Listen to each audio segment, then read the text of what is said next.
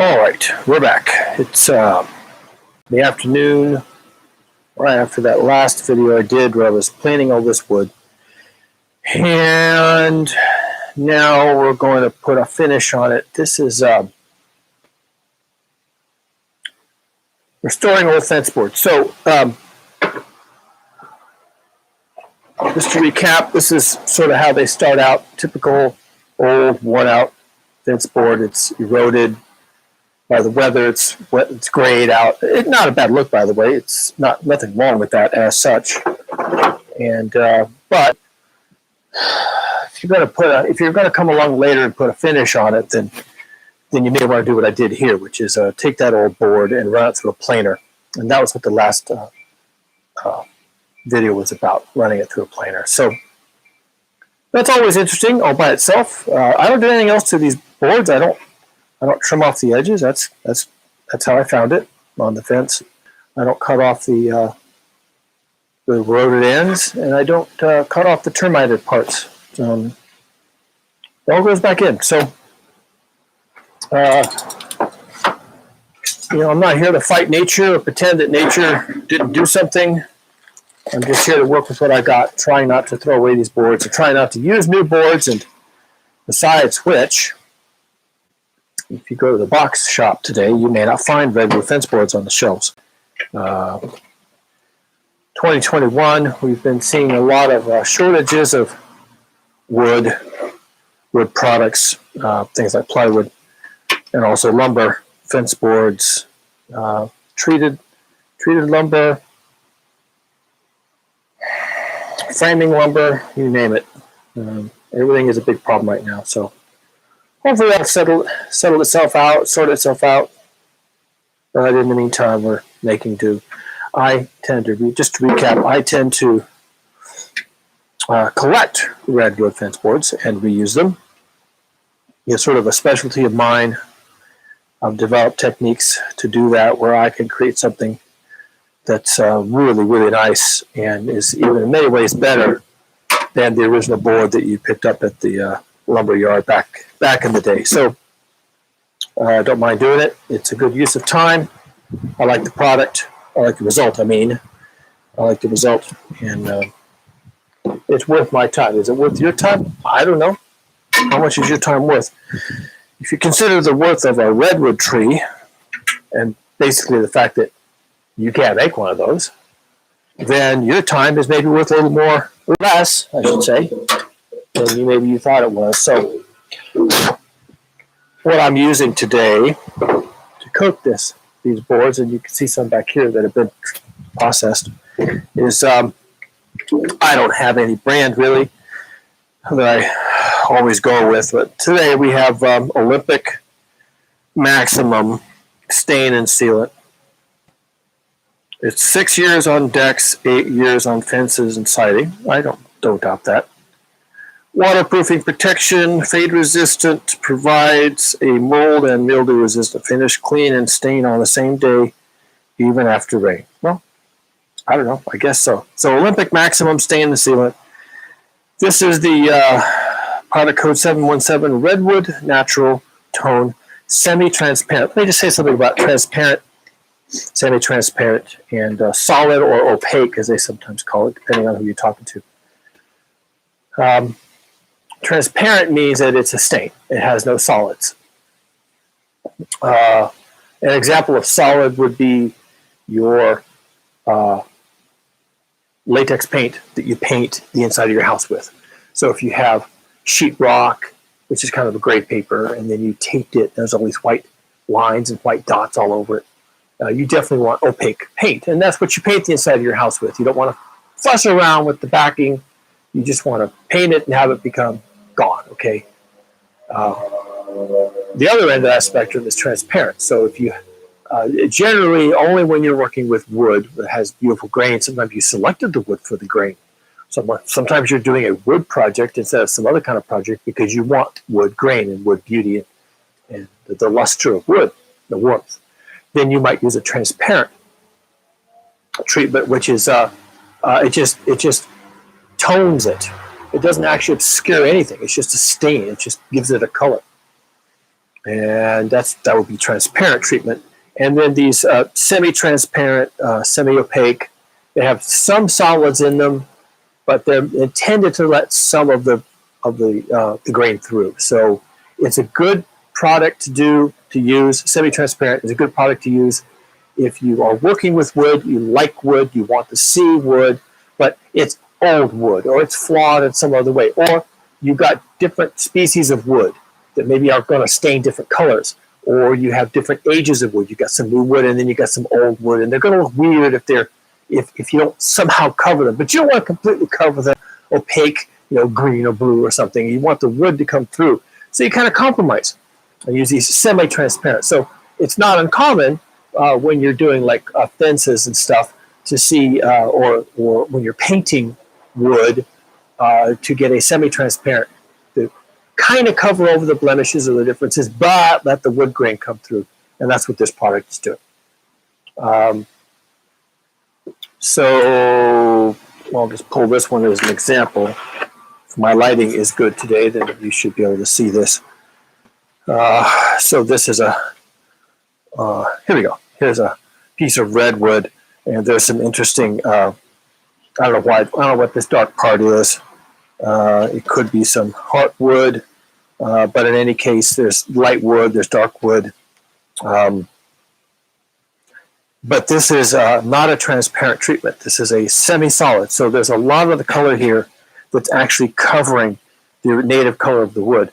And if you happen to have pieces of wood that are very, very different, like if they're different ages, then they will look more similar when you're done.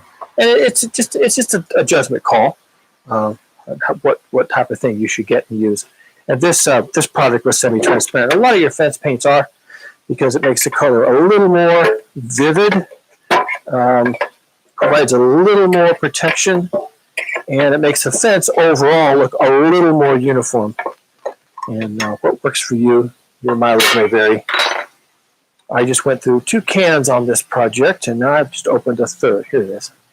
I have these little spouts that I use to pour. It's just a little plastic spout that has a little groove in it that fits on the rim of the can. I highly recommend these kinds of things. Whatever you have, that'll work. Sometimes you have caps that just fit on the bucket that replace the lid, and you don't even need the lid after that. A cap that has maybe a little screw cap, like an oil can, and you just take the screw off and you pour the paint. That also works, but I find that these are pretty easy to work with. When I got this at the paint store, I had them agitate it and shake it, and it was just like day before yesterday, so I'm not going to bother stirring it. But if it's been on the shelf for a long time, you may actually want to do that. This is new paint. So I've already got some in the tray. I'm going to go and put a little more in. I am using a roller here. A roller. It's fast. If it leaves streaks, which rollers do, or texture because of the nap or other things, I don't care. It's a fence. I just want to get it done. No one's going to notice, actually. And in fairness, by the time this stuff dries, any streaks or roller marks they just seem to kind of go away. Also, the wood is already so textured that if there happens to be a roller mark and it's going in the same direction as the texture, you actually won't even notice it. So rollers are fine for this. I've used paintbrushes before, but this job I'm more interested in speed. So I won't even take this bill off. I'll just put the lid here, and I pour from this so frequently that it doesn't dry out. It doesn't skim over or anything else. I'll just put that there. So I'm about to do a very small production run. I've got 8 boards here. I planed those in the last video. So I have to make sure that I have places to put them as they dry. The process is pull them off here, put them on the table, paint them one side and both edges, and then I set them over to dry on one side and both edges.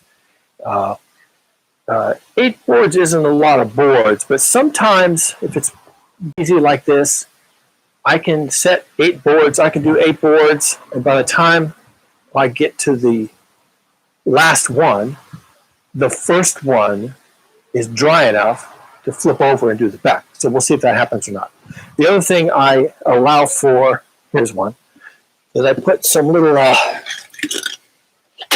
wooden blocks on the table just to kind of keep it off the table. I'm not trying to keep the table clean. I'm trying to keep the wood clean because the table itself gets kind of dirty. So put it up on the blocks and makes it a little bit easier to work with the wood. So I got my paint tray. I got my roller. I was using this a couple of days ago. So when I'm not using the tray and the roller, I just store them in a plastic bag that's well sealed. And I put it someplace out of the sun and out of the wind. And here's the bag I'm using. And I don't have to wash the roller at all. I just store the whole thing in this bag. It fits nicely.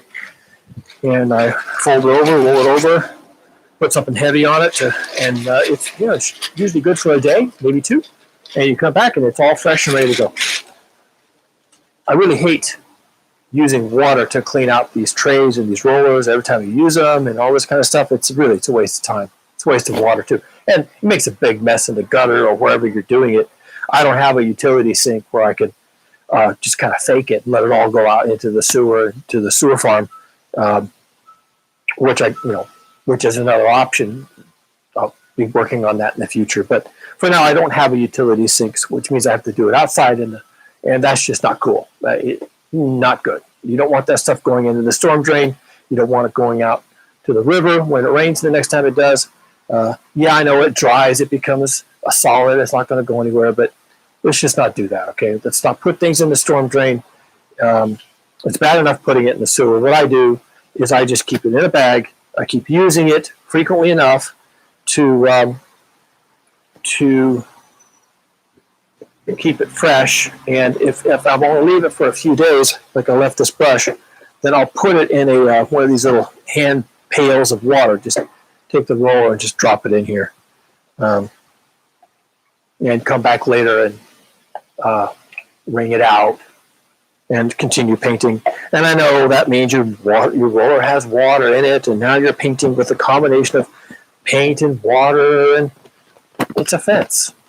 Really, it's a fence. My bigger concern is not having to buy new rollers every day because I'm not handling it correctly, or polluting the gutter every single day because I'm all OCD cleaning my roller out every time I walk away from it.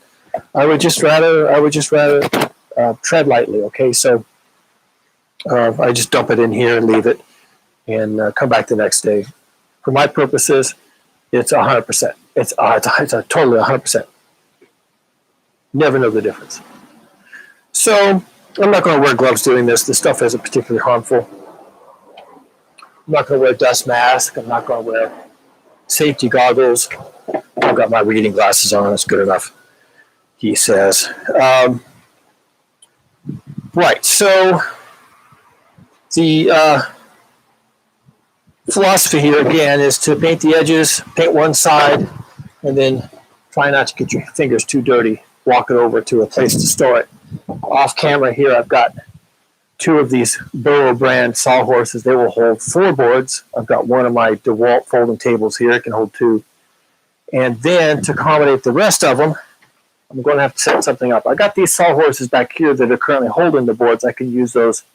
But what I'll probably do is I'll find my Husky. Here they are, my Husky folding plasticky things. I'm going to set those up also off camera so that when I come out here with a board, I'll just sit it on those. So I spread the wood out. It's breezy today. It's going to go over it, and it should cool it off. Now, not cool it off, but dry it off. So these are big knot holes. I will almost certainly have to cover these, but I'm going to do that out of band, meaning when this is all done and this fence is up, I'm going to cut little pieces out of scrap redwood I have around here, even if I have to plane some scrap redwood. No, I got some pre-painted over here. So I always have pre-painted scraps. I don't know if you can see this over here. I'll turn the camera a little bit. As I'm going along, I usually end up planing a little extra material, and I paint it, and I do everything I'm going to do. Now, these pieces actually not really what I would use for a fence. The reason is because they're a little bit short. I think this one's about 6 inches short. I could use it. All right. But if I have enough boards and everything is full length and I don't end up needing this piece of wood to make a fence with, then I'll have it left over to make other things with. And the other things I might make with this is I might cut this up into little squares that I stain and I place over these knot holes. All right. So we'll see how that works out. We'll see if I have any wood left over that I can go back and cover these knot holes with, because that's what I'm going to do. And I'm going to do it in a way where the cover almost completely invisible. It's not there. Okay. For practical purposes, it's not there. So that's just coming attractions. So let's get back to this. So this is boring and repetitive. There's really not much to it. You want to work fairly fast because, of course, your roller will dry up and the paint will skin over and all this kind of stuff.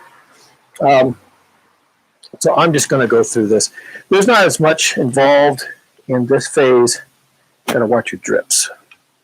This roller is a little bit wet, actually, if we're doing the edges. So there's not much here to pay attention to. There's no real, I'm making a mess.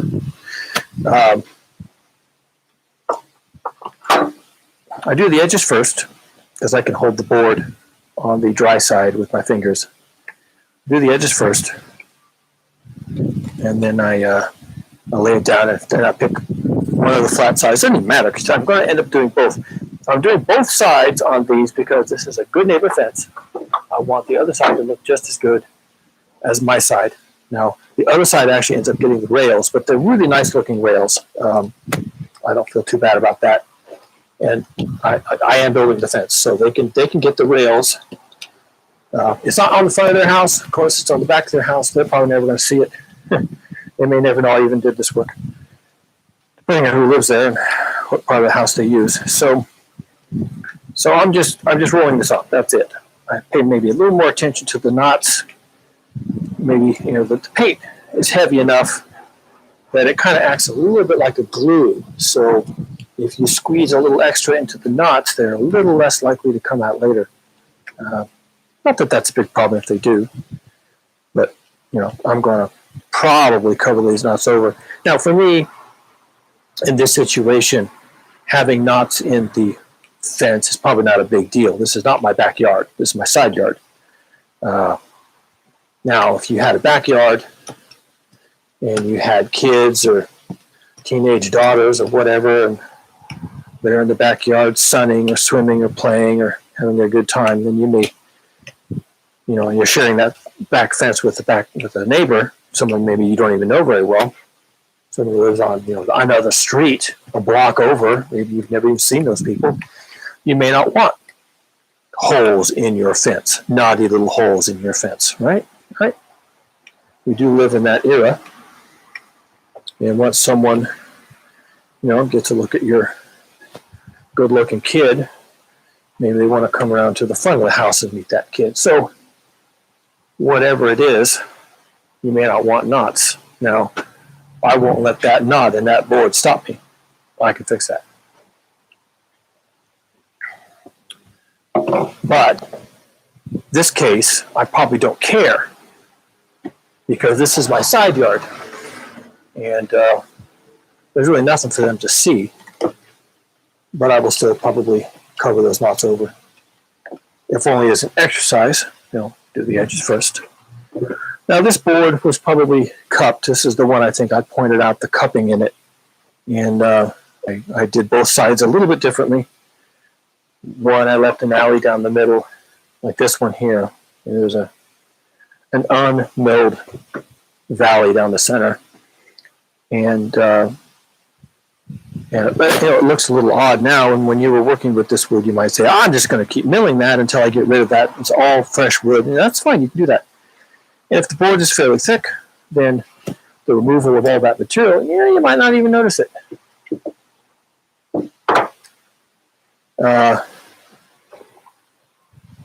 It will be darker. That this piece here, this valley where this was cupped like this this low spot that didn't mill quite as much as the edges did. And I stopped before I went any further.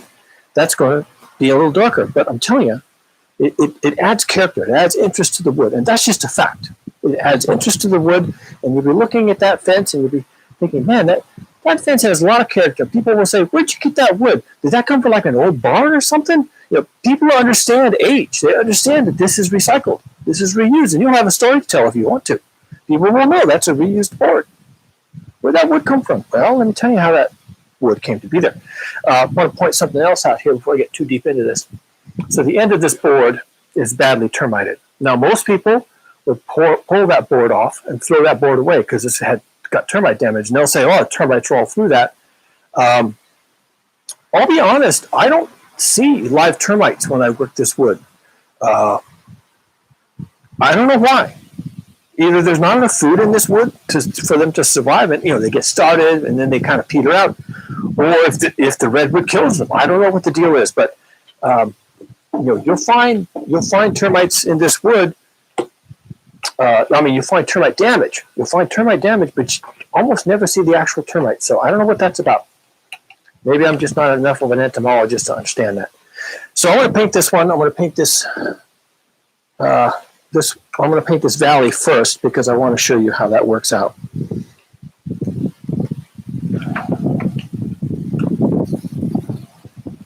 When you're working with really, you want to first spread the paint, distribute the paint, and then you blend it. Blend it. And there's two techniques. There's a wet technique and there's a dry technique. Anytime you paint, this is the truth. Now you see I picked up a bunch of old dead paint skin. I could just put that on there. I probably could have cleaned this tray out a little bit before I got started, but I didn't want to mess with it, so I'm just going to roll with it. It's not very much skin. It's paint that still managed to dry, even though it was in a bag and everything else. It still managed to dry a little bit, and then when you come back with fresh paint, it lifts off of the plastic and it becomes a little skin that can stick to the roller, and then it wants to stick to the wood. But every time I've gone back to wood that I got some of the skin on it, I look at it, I can't even see it. It just either blends in with the wood, or when it dries, it's the same color as the rest of it. It's just like it's not there. So wet and dry technique. You wet your roller and you spread it on, and these valleys and other places you didn't mill quite so much are going to be really thirsty, and you really get a lot of paint in there and make sure those are filled. Then you come back and once the roll is dry, you just go over that paint and spread it out. There's like a hard pressing down, a hard phase, and then you smooth it out and redistribute it lightly. Now, probably professional painters will be gouging their own eyes out watching me do this, and I'm not a professional painter. I'm a hobbyist and a weekend warrior and all that, and I just don't care. Why are you doing YouTube videos giving advice? I'm not giving advice. I'm just doing what I do. Now, I don't like this. There's some skin on this, and I don't like it. I said that happens. If you don't really seriously clean the tray, then you'll get this stuff. And but like I said, nope, don't care. Don't care. I should care. If I was a good man and a true American and all that, I would care, but I don't. So there you go. So again, the termited end, I don't really care. I just work this stuff in. It's not going to slow the termites down. It's not going to make them go away and say, oh, I guess someone who already lives here. They're not going to do that. If they ever come back, they're going to find dead wood because they killed it. They ate it. And I'm just kind of covering it up to make it all look the same. That's all I'm doing. So now I have a piece of wood, and I'm going to put that over here to dry.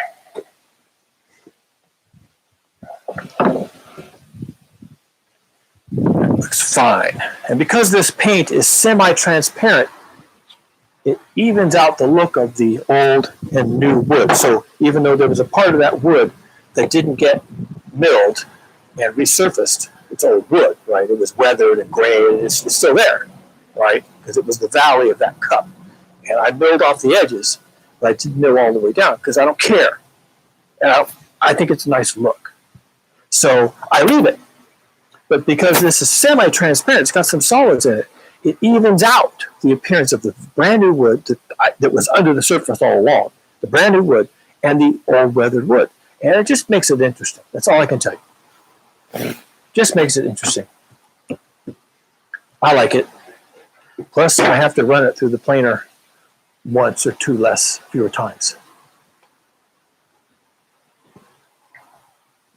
And I've just learned through experience that there's just some things that are just not worth fighting. If you want to be OCD about everything and anal retentive and it's got to be perfect, it's got to be this way, then you're going to be fighting this stuff all the time.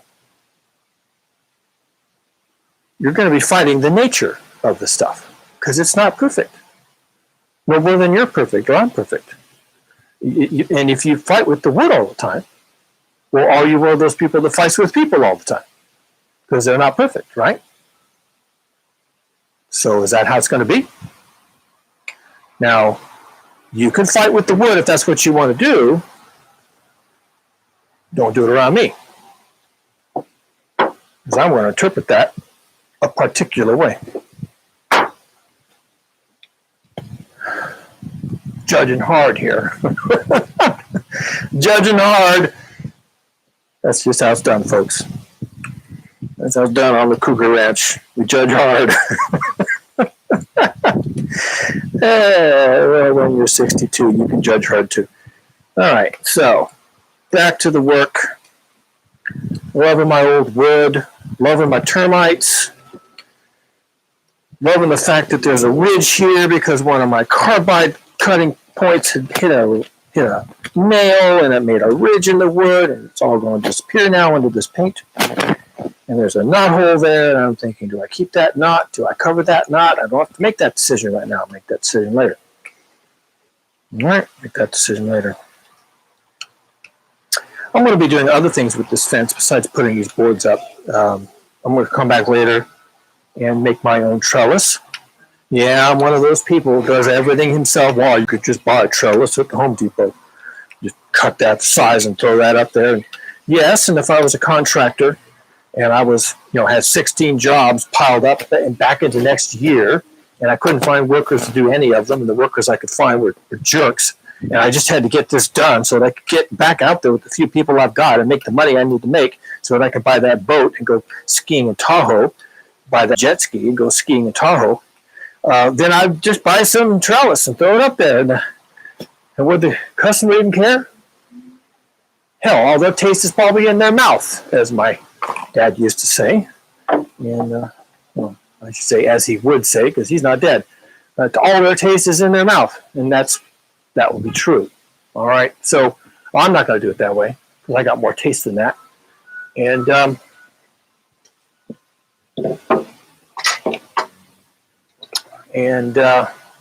we're going to do it the Cougar way, which means the hard way. The way that doesn't make any sense. The way that nobody in their right mind would do. The way that's completely insane. It's like, why are you wasting your time? That way. Oh, it's nuts around here. It's just nuts, okay? It's nuts. But my wife, who I think is the smartest woman ever lived, will tell you I'm the smartest guy alive. We live in a mutual admiration society going on around here. But you know what? You take what you can get, right? So that's how I'm going to do it. I'm going to make my own trellis. Now, there's nothing wrong with the trellis at Home Depot as such. But I have something else in mind. I have a design in mind. I have a design for this entire fence. And while I'm doing this production work, I will discuss that. What I want. Actually, I alluded to this, just to rewind a little bit. I alluded to what's going on with this fence yesterday, the day before, maybe yesterday. My first video. Because this is the second day. So my first video, I alluded to what's going on with this fence. So I'll tell you again what's going on with this fence. This is a defensive perimeter. Defensive perimeter. Why? Why did he say that? Pay attention. Defensive perimeter. This world is coming unhinged. You may have noticed. I have noticed.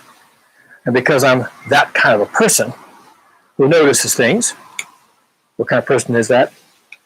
I'm a scientist, an engineer, a futurist.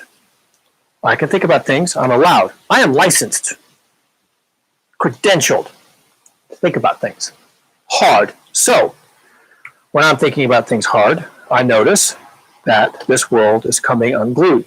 Now, that's not because I'm some Bible-thumping Episcopalian or whatever they were, Pentecostals, believing in the second coming and God is going to judge and judge hard because that's what God does. Okay? That's not why I think things are going to hell, because I'm a data-driven scientist. And I have been doing what scientists do by nature, which is watching. So, I noticed the world is coming apart. Not because I said so, or because, John chapter 7 in the Bible said so, because it is. Why is it? There's actually good reasons for it to be doing that. Predatory capitalism being one of them. Now, I am a child of predatory capitalism. I did well in the capitalist system. I have an $800 planer because I did well in the capitalist system. Doesn't change the fact that capitalism, for all the good it did individuals such as me, drove everyone else crazy.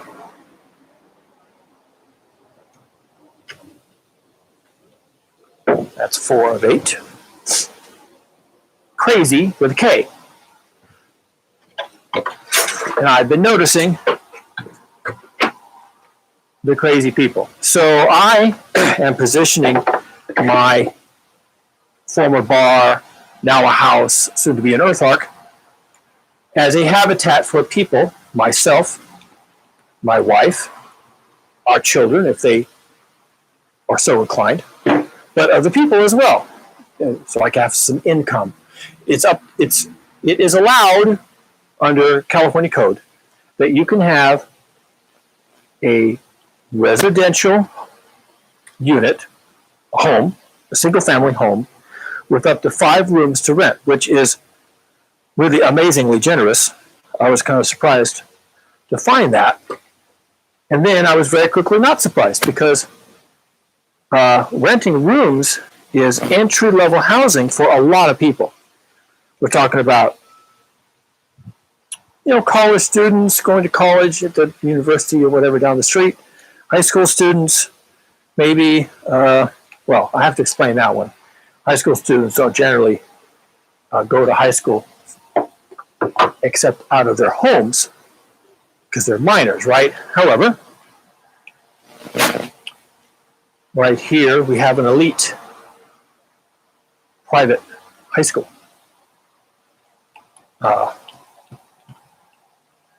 I swear, every time I talk to somebody who's or hear about somebody who's a high flyer around here, they went to this high school. So, we might even have high school students living here. It's not a plan, it just could happen that way. So, if I'm going to be here in my old age dotage with my wife and or my own children and or other family members and or strangers, then I feel like I have what they call a fiduciary responsibility to provide a minimal amount of security. So we live in a world that's going insane quite rapidly. And I'm a little bit concerned about that. Now, I'm not a person to rush out and buy 27 and a half guns and 4 billion rounds of ammunition, because I don't think that's how you solve that problem. Now, the years may prove me wrong. However, in the meantime, we're going to play this a little differently. I am going to have a defensible perimeter against the mounting insanity. It is my actual expectation that this world is going insane. Completely insane. So part of me having a defensible perimeter as a start is to make good fences, reasonably strong, sufficiently high and heavy, well built, so as to be a deterrent. It's based on the adage, if you've heard it, that the way you escape, if you're running from a bear, the way you escape the bear is by being faster than the other guy. That's how you outrun a bear. All you have to be is faster than the next fastest guy. So a defensible perimeter can start out as simply being a little bit more defended than the other guy. It's passive defense. It's just saying, I got a fence here. You can't see through it. You don't know what's behind it. You don't know if it's worth it. Maybe you're going to come over that fence. But if you do, you're going to be coming into an environment that you haven't scoped out adequately. And there's enough uncertainty there that maybe you won't. So I have a fence that's well built. The boards are tight together. The knot holes are filled or covered. I am going to put a nice, tough, strong trellis on top. And on my side of the fence, I'm going to do what they do in Asia. I'm going to put a little roof on the inside. Now in Asia, they put them on both sides. They do this in lots of countries, actually. You cover the fence with a little roof.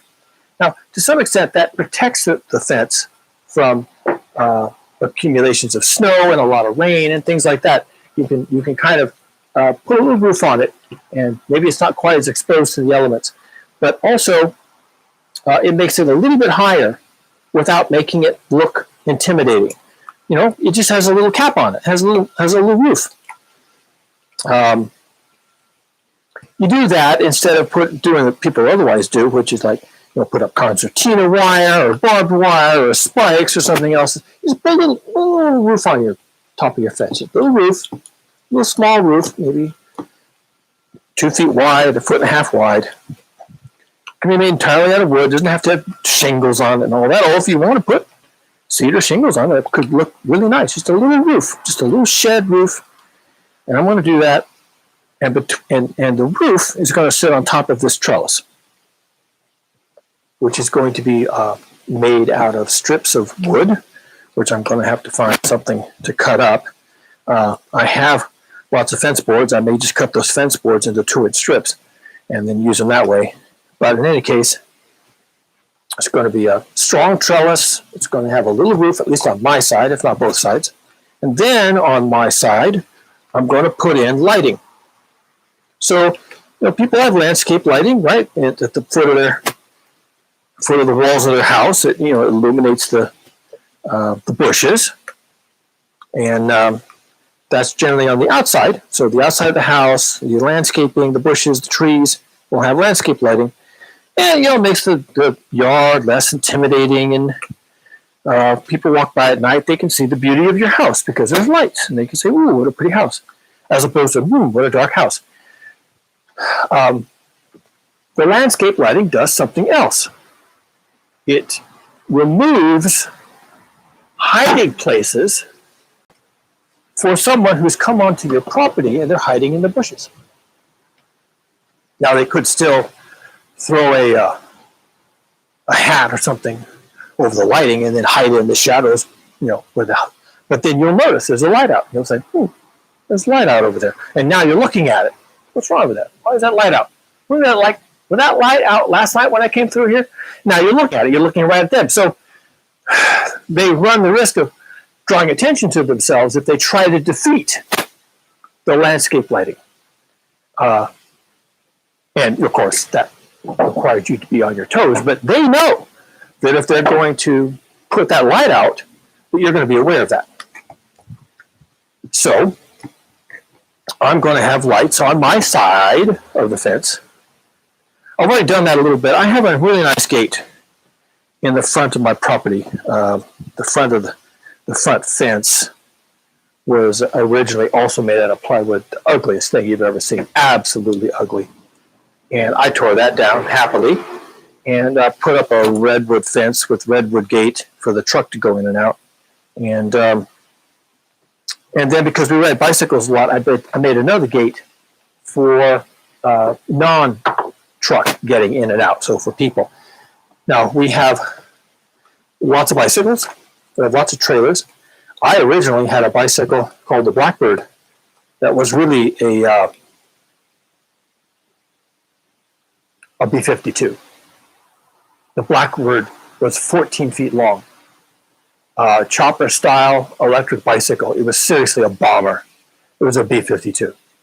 I eventually had to scrap it. It had engineering problems, as you can imagine. The leveraging on the front forks, which were like 8 feet long, were just insane. It worked, by the way. I managed to figure it out. But over the years, it slowly broke down, and it wasn't worth fixing. Plus, I had other things to do, like build the earth arc. So I scrapped the Blackbird. But when I had the Blackbird, I saw the back wheel for that. I might show you that one of these days. I'll drag that out back. The back wheel for the Blackbird was actually a sedan car, like 15-inch rim with a tubeless tire on it. It was like 10 inches across. Still a bicycle, electric bicycle. Anyway, that's a whole nother story. But the Blackbird was huge. It was wide, it was heavy, it was long. So I needed a wide gate to get that thing in and out of the property, maneuver it through here. So I made a wide gate. I have a really nice gate. It's painted with the same kind of stuff. It's a different brand, but same color.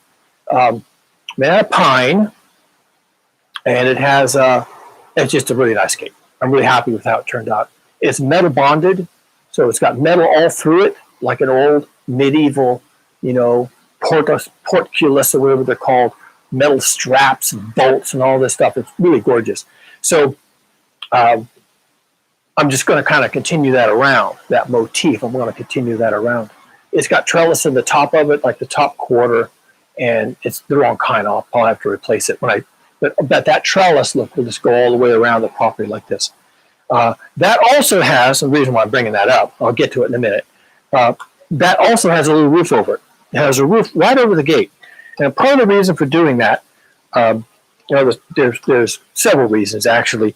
What makes it a little more obvious where the gate is. So if people are coming and going, they can see, oh, I see, there's a gate here. Also, under the gate, I put lighting, just standard household lighting, 110 volt. They're LEDs, so you don't pull any power to speak of. I mean, seriously, you don't pull any power. I have them on a dawn to dusk. That was dusk to dawn. Dusk to dawn. Yeah, it's a photo sensor. Dusk to dawn, so when it's dark, the lights come on. And there's two of them, one on each side of the gate. So when you're leaving, when you're coming in or you're going out, the gate is illuminated. The latches are there, everything is there, and no one can look. They can't look on either side of the gate. If you're going out, you can see what's on the other side. There's a light on the other side. The gate isn't casting a shadow. There's lights on both sides. And the actual shadow cast by the gate is about this wide. And it's right under the gate. There's no shadows on either side. It's low, like I said, it's low amperage, LED lights. And they're really pretty. They're very like yellow, orange, very warm, very soothing. The gate itself, you can see from this color, if you light this with an orange light, a low wattage light, everything looks beautiful, just really beautiful.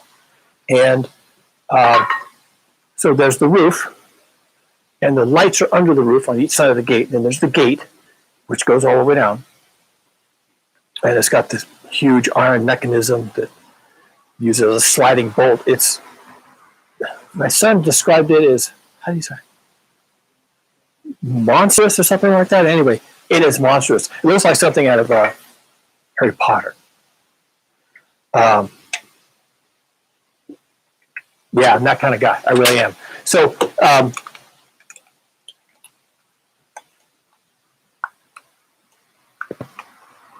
there we go. So, I'm going to take that approach all the way around the property. And by all the way around, I mean all the way around. I've got 3 fences because the house is far enough forward on the property. There's really not much fencing out here.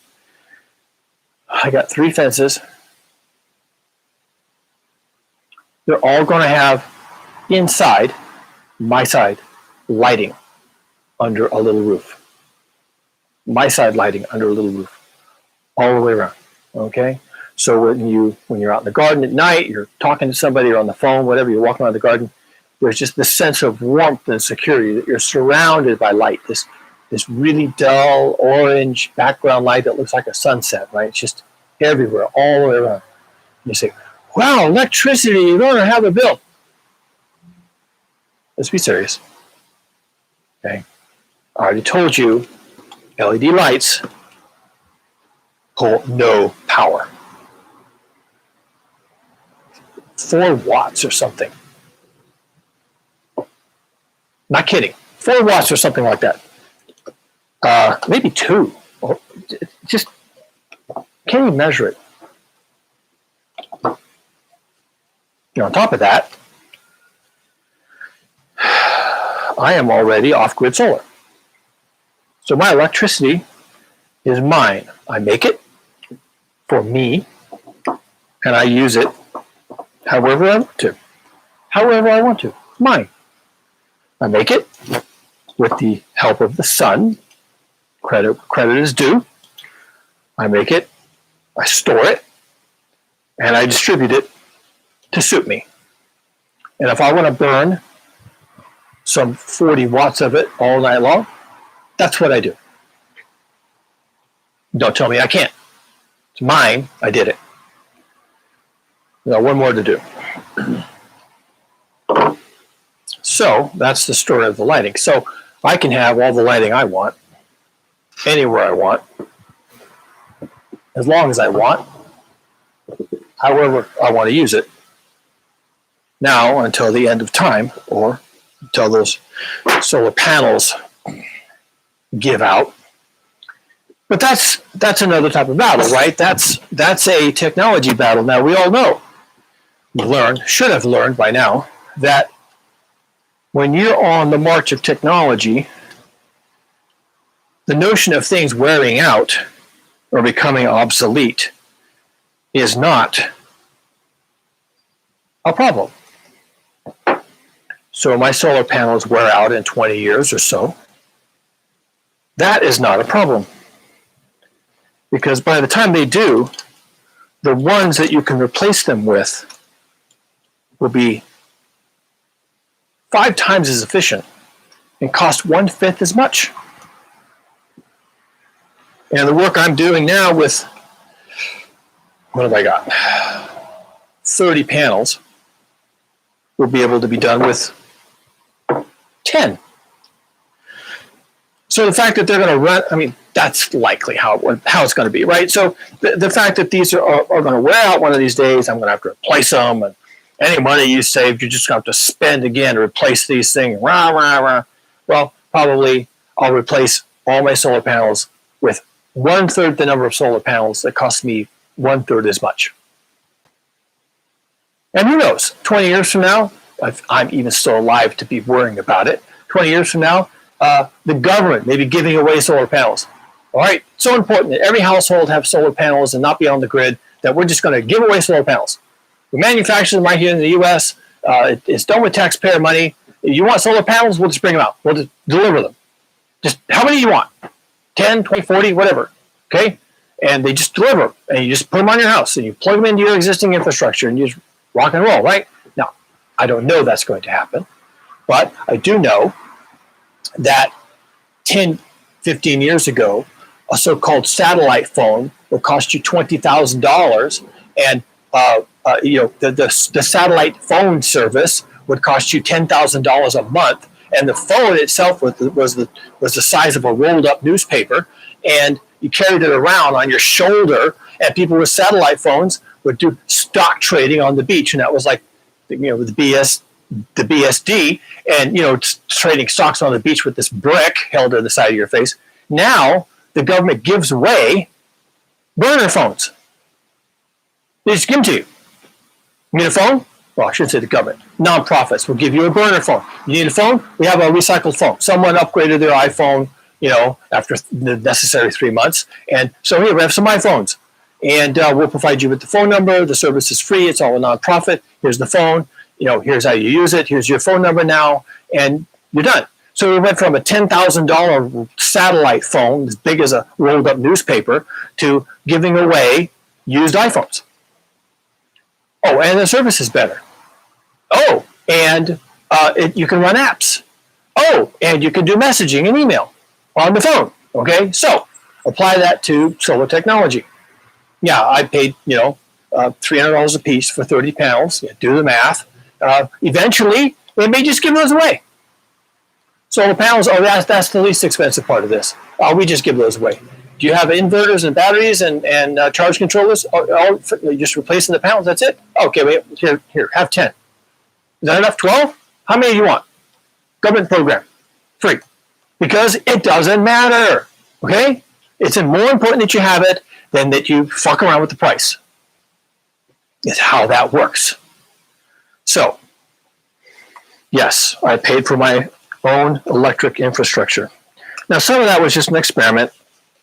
I just wanted to see how that worked. It's called sizing. It's called proof of concept. I wanted to figure it out myself. I didn't want someone to come in and do it for me and leave me with, a bill and an infrastructure and no knowledge of how it worked. So I did it myself because, I'm that kind of guy. Wasn't the easiest thing to figure out, but they gave me the diagrams I needed, like any electrical engineer would need. And I have a lot of background in electrical, and it wasn't that difficult for me. I understood the concepts, and I just paid attention to their diagrams and did a little more research into the equipment itself, understand all its features and how it works. I installed it. And it worked first time.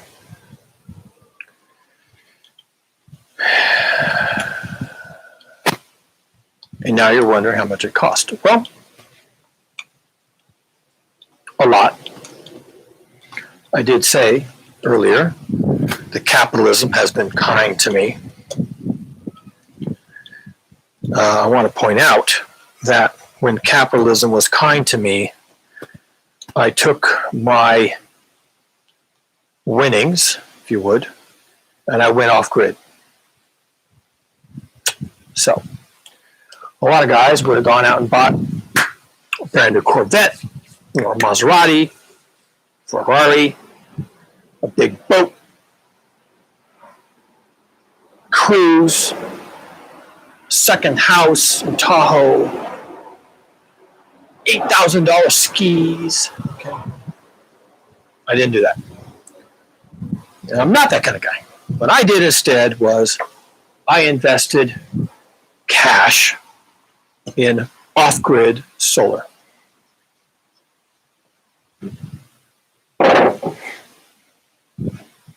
And that's how we play that tune. So I think these boards are dry. I'm just going to continue doing what I'm doing. So I can put, no, they're not. They're not dry. Well, la-di-da. So they're not dry, so I'm going to, and it's getting late, so there's a chance I may, I'll probably get a chance to put another coat of paint on these, but Yeah, I probably will. They're almost ready. So I'm going to leave this like it is, and I'm going to do my bag trick. I'm going to take my bag, and I'm not going to bother putting the tray into the bag because the tray is kind of full. So I'm just going to lay the bag over the tray. I'm going to put weights on it so that the bag doesn't float or do anything. Lift. It sits on top of the tray, and now the tray is closed, and that should be good enough for that. It's not that hot a day. This is not going to dry up, and I'm just going to leave that for the hour or two that it wants a little more time to dry. So I have a fence to build. So I think what I'm going to do, let me go over here and take a look at this. I'll turn this camera a little bit. That's where I'm going. That's the same place I was yesterday, right? I guess I can turn this light off because it's in our face. Turn this light off. Like that. We can even put that down. This is a Milwaukee rocket light. Got 3 of them. 2 of one kind and 1 of another. They are absolutely amazing. They run on the Milwaukee battery system, and they just seem to run all day. LEDs are absolutely out of this world. So, yeah, that's a little bit better. Oh, by the way, I don't know if you can see it or not. I want to pretend you can't, so I'm going to point to it. See that little bright dot right there? Up. Right there. A little bright dot on the side of the garage. There's 2 of them. One there and one over on the other side. Oops, over on the other side. You can't see it really. Those are lights. Those are carriage lights, little carriage lights on the front of the garage. They run all the time. There's a switch to turn them off, but I like the illumination on the side yard. I go outside, there's a little light I can see, and I never turn them off. They just run all the time. And you say, wow, oh, that's going to cost you a lot. That's your electric bill, and it's leaving lights on all the time, and you should just put those on a photo sensor and maybe put those on a timer or something. My God, what is wrong with you? You're made out of money. I can't believe it. I mean, PG&E, they're brownouts and blackouts, and here you are running lights all day. What is wrong with you? Okay, number 1, off-grid solar. Shut up. Do what I want to do. 2, they're LEDs. They pull literally 4 watts. Your night light in your hallway, that comes on and pulls probably more than that, 7 watts. These things don't pull hardly any electricity. I have lights all over this property that burn all night. I got 2 over the front gate. I got technically 6 on the front porch because there's 3 carriage lights with 3 bulbs apiece. I've got 2 on the face of the garage, and I've got 2 in the backyard. I got 3 in the backyard. This whole property is lit up all the time. At night, lit up all the time at night. You can go outside and walk around. It's fine. Lit up all the time at night. And I can tell you what my current draw is. I can tell you because I have reporting.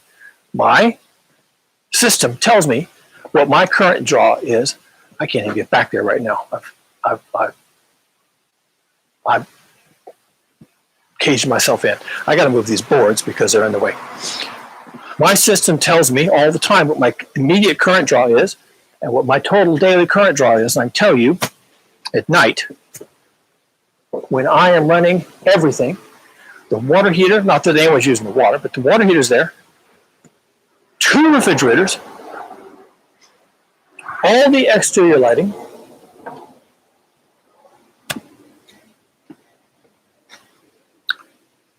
and I don't know what else, all the vampire loads of charging bricks and sleeping computers and sleeping laptops and all this. Oh, my wife runs glow lights up in the top of the garage for her seedlings. I can tell you, with all that draw, my nighttime electricity usage ranges between 400 watts and 900 watts. Now, that's a lot of electricity. Even if it's 1,000 watts, my battery bank has 720 amp hours of power. I think that's, I can't tell how many watts that is. It's a ton, okay? I could run my base load for weeks. And the sun comes up every day. Well, generally. Now, when does the sun not come up? Well, it comes up a lot less in the winter, I got to tell you, and that's just a fact. So I cemented this pole in, and this should be good, and it is. Thank you very much. I'm going to take this out. I had a piece of wood here and a clamp and a bunch of other Rube Goldberg stuff to hold this thing up while the cement was settling, but it's done now, so this all comes down. I'm going to need a screwdriver. Where was I? Where is that? Darn it. What did I do with it? Well, I'm just using it here to pull screws out of these boards. Now, what did I do with it? Well, that's annoying. It's probably right here, and I'm probably just overlooking it. Anyway, I'm going to use this bigger one. I'm going to put this bit in it. I'm going to use drill motors for screwdrivers because I'm a Neanderthal. The sun doesn't come up quite as much as it should, as you would think, in the winter. That's because that's good. That's because the sun is lower in the sky in the winter. Everybody should know that. So it's lower in the sky in the winter.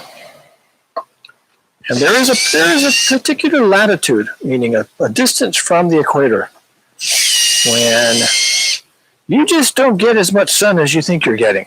Not as far as those solar panels are concerned. It's just that sun is just too far down on the horizon. The day is too short. The sunlight is shooting through too much atmosphere. And that gets even worse in the winter. So in the winter, it's a little rough. You just have to pay a little more attention. We are off grid. We do not have a backup. Okay, so you got to pay a little more attention. And the other time when the sun didn't come up, now this was unexpected. So you got to expect the unexpected in this world.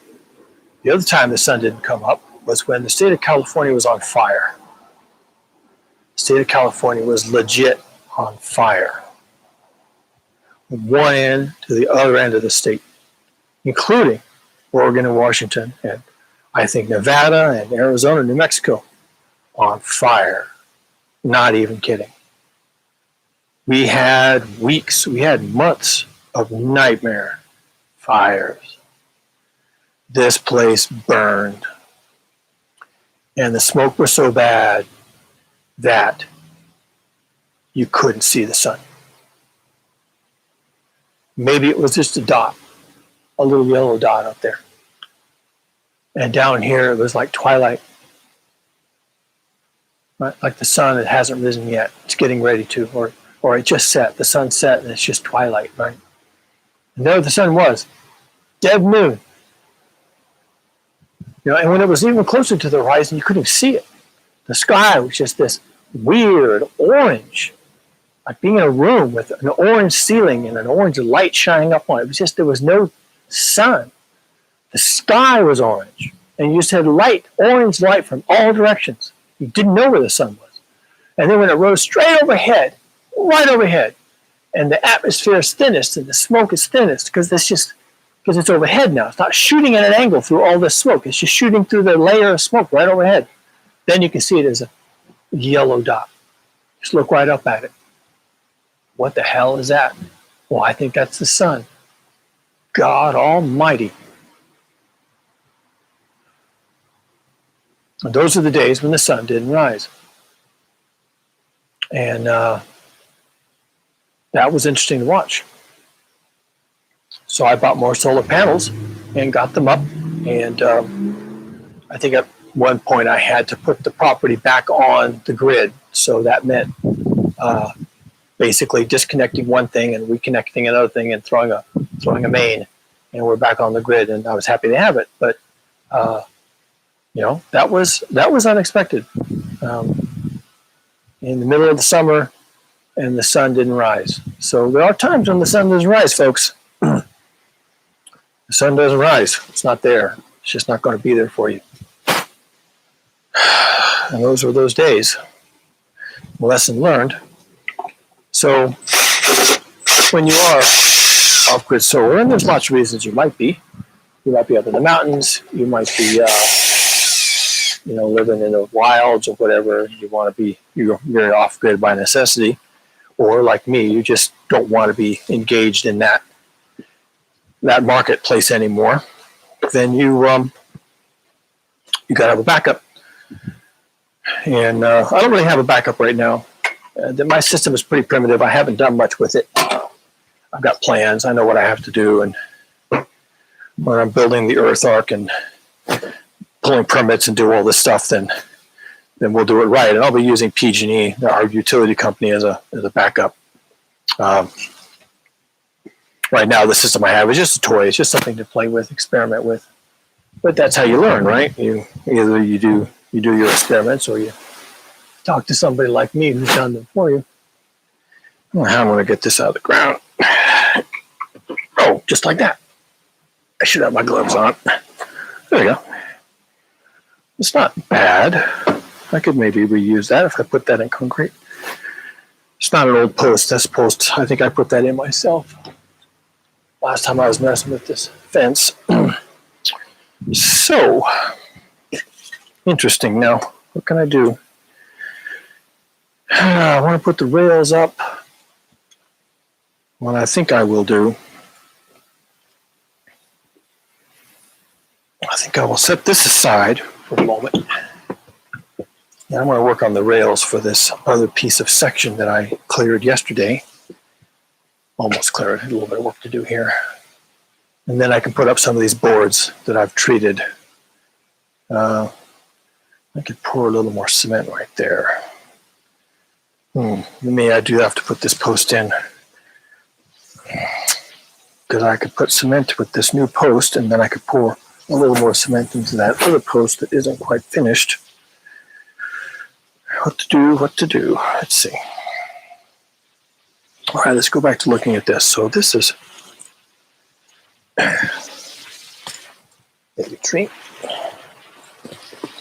I don't know what these trees are, elms or something, but man, do they put out seeds, and every single seed wants to germinate. There we go. So, where would this go? We go there. Now that's a possibility. I could just use the corner of the garage, but yeah, maybe I should do that.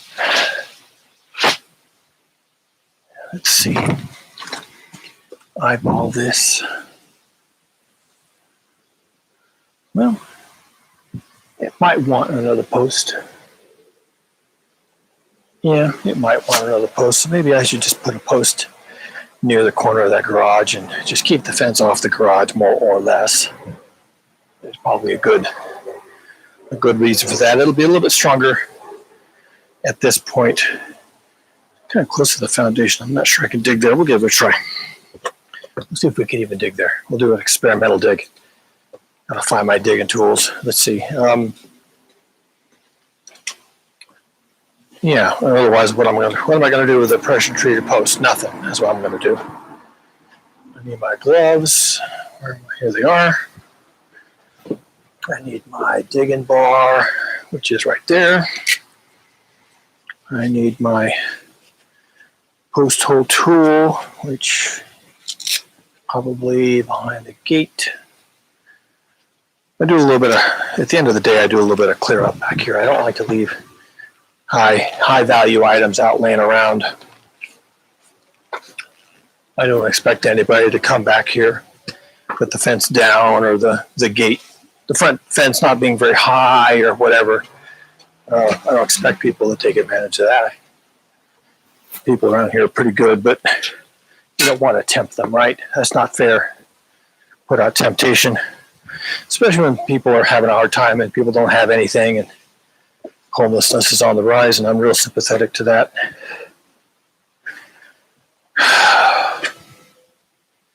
So you don't want to leave temptation. It's just, it's just bad.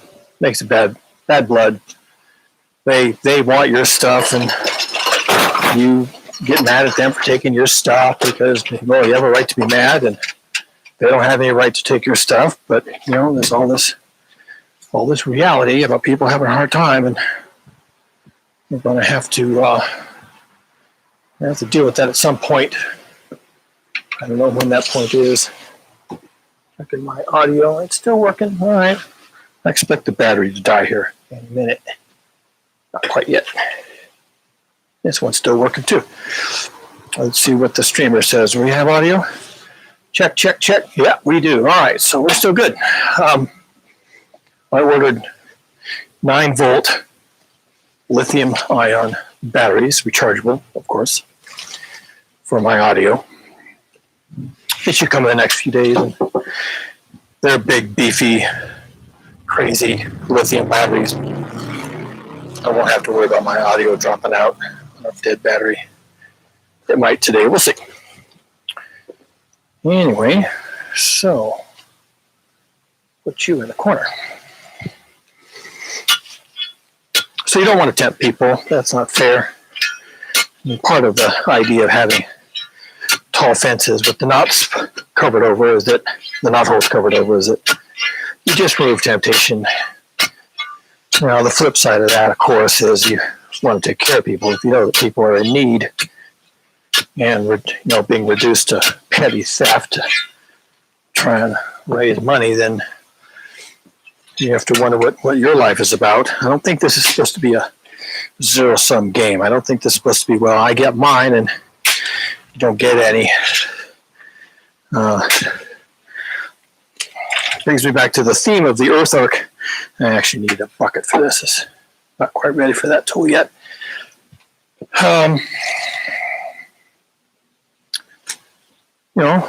Providing housing.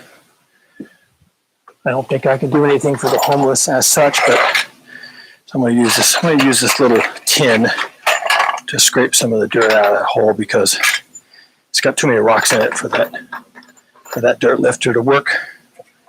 So I just use that to dig the dirt out until I get to dirt that's more solid, and then I can use that lifter to pull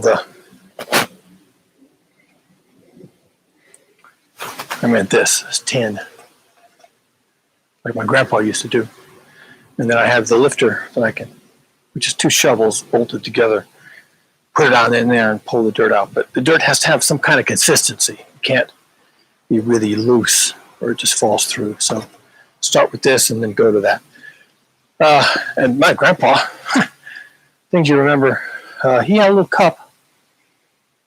I think it was just a little tin cup of some kind, probably something he got he was a ranch hand, and so he did all the stuff that that they did. We would go out and they'd do cattle and they'd be on horseback and they'd have a chuck wagon and they'd have little tin cups they drink their coffee out of in the morning.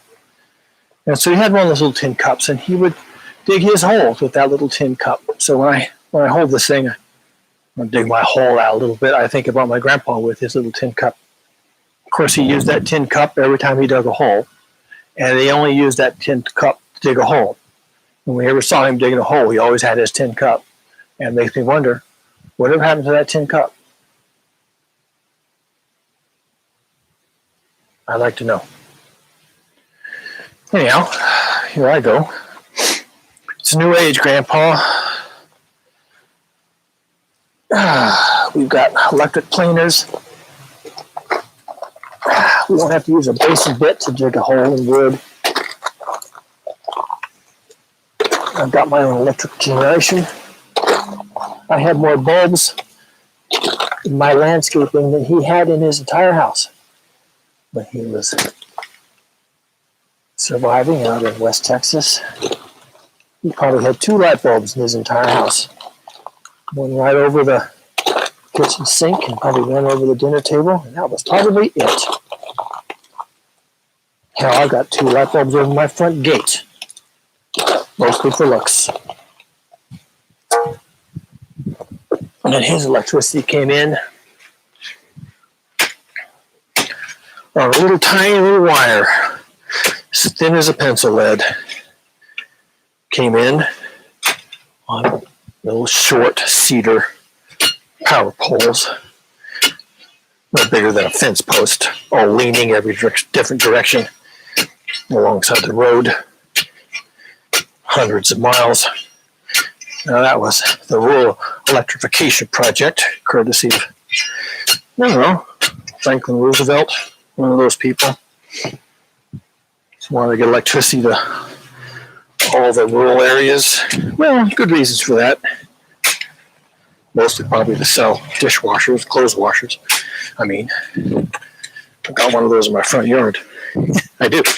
I have one of those automatic washers in my front yard. Just a curio. Got plants growing in it. It's the kind of thing he would have had. Well, if his wife was lucky, he would have had. She probably had a wash tub and a rug board and a bar of Fell's naphtha. Or what she had. And 2 light bulbs. One over the kitchen sink.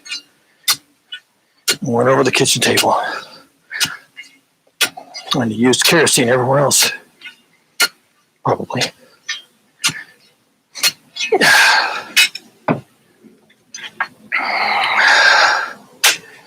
He dug his holes pretty much the same way I'm digging this one. I learned it from him. Oh, my dad.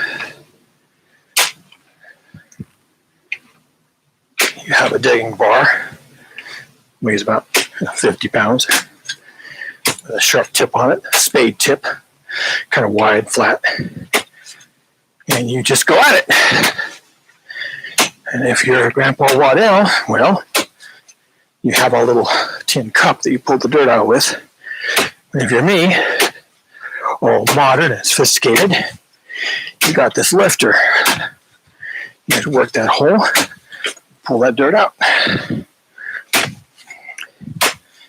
He may have had one too, I don't remember. Someone did, my dad did, or my uncle did. Not sure Grandpa did. People didn't have much at one time. Look how much we've got. It's kind of insane how much we've got. I mean, really. I feel kind of lucky that I knew people who didn't have much. Now, I'm not wearing that as some sort of a badge. I'm just saying that I saw a way of doing. You didn't do much, you didn't have much. And it wasn't a problem at all. It wasn't a problem at all. My mother, with her mother, Grandma, made beautiful gardens. Everything you'd imagine growing in those gardens. I was young, I don't remember everything they did. I do remember there was a lot of pulling rocks out and throwing them over the fence. That was what we did as kids.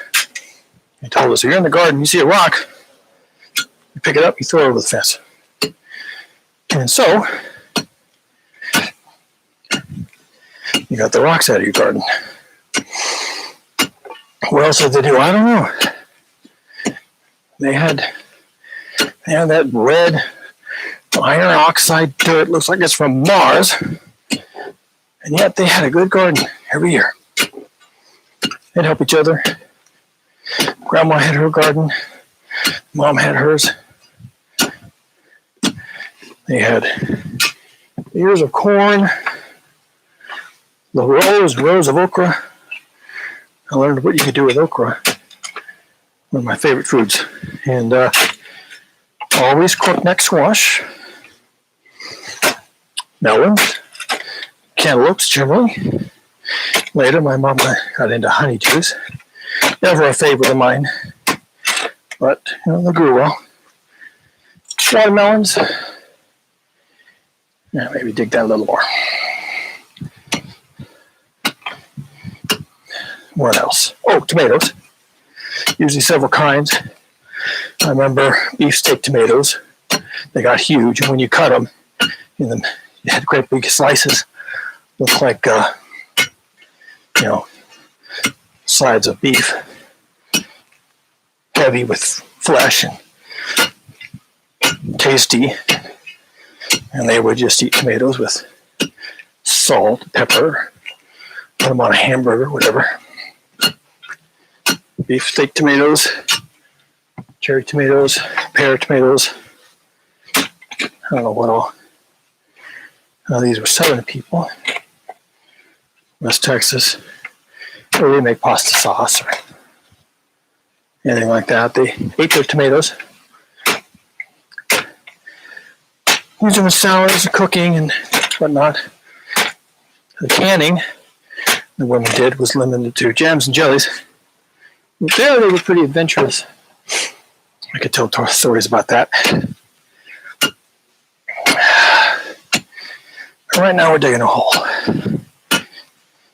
Put this post in it. While it's setting, the concrete is setting, I'll go put the rails up on that other section.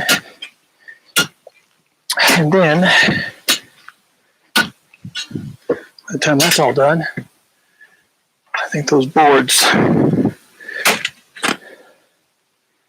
should be ready to put up. That would be nice. I don't like having the property open.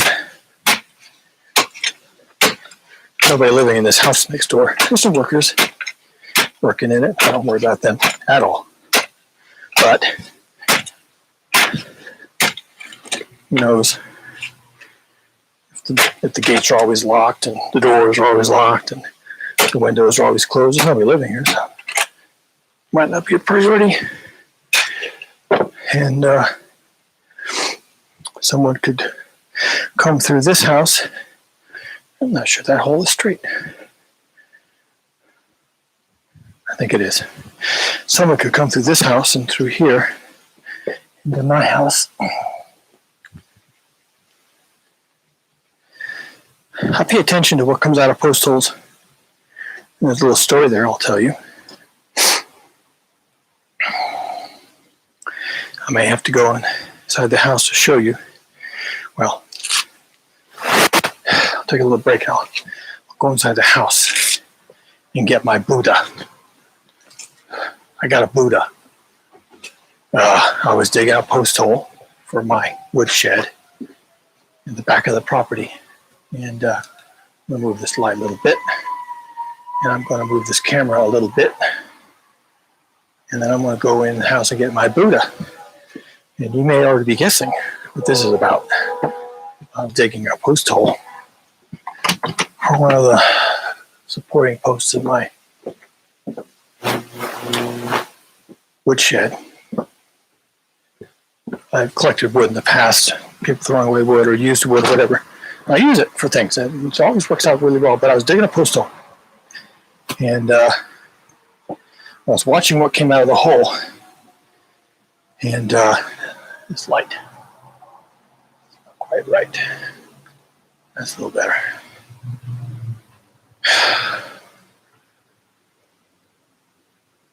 That came out of the hole. I was digging a hole, and that came out of that hole. That's a little Buddha. It's really heavy. I could test it with a magnet, but I think it's iron. It's cast iron. It's been, looks like it was cut off on the bottom with a saw. It looks like it was cast, so the bottom is kind of rough, but it's a Buddha. It's a really pretty little iron Buddha. For sure it's iron. It kind of has a golden glow to it. Like it might be brass possibly or bronze. I really don't want to know. I mean, I could check it with a magnet and that would tell me something. So let's see, do I have a magnet here? I don't have any magnetic things here with me right this second. There's a magnet in the house. So let me take this Buddha in the house. So I was digging this post hole and up jumped a Buddha in the waste from the post hole digging. Just sitting there in the dirt. And I picked that up. I said, that's a Buddha. That's not even a magnet. I gotta find a magnet. This could be brass or something. Hold on.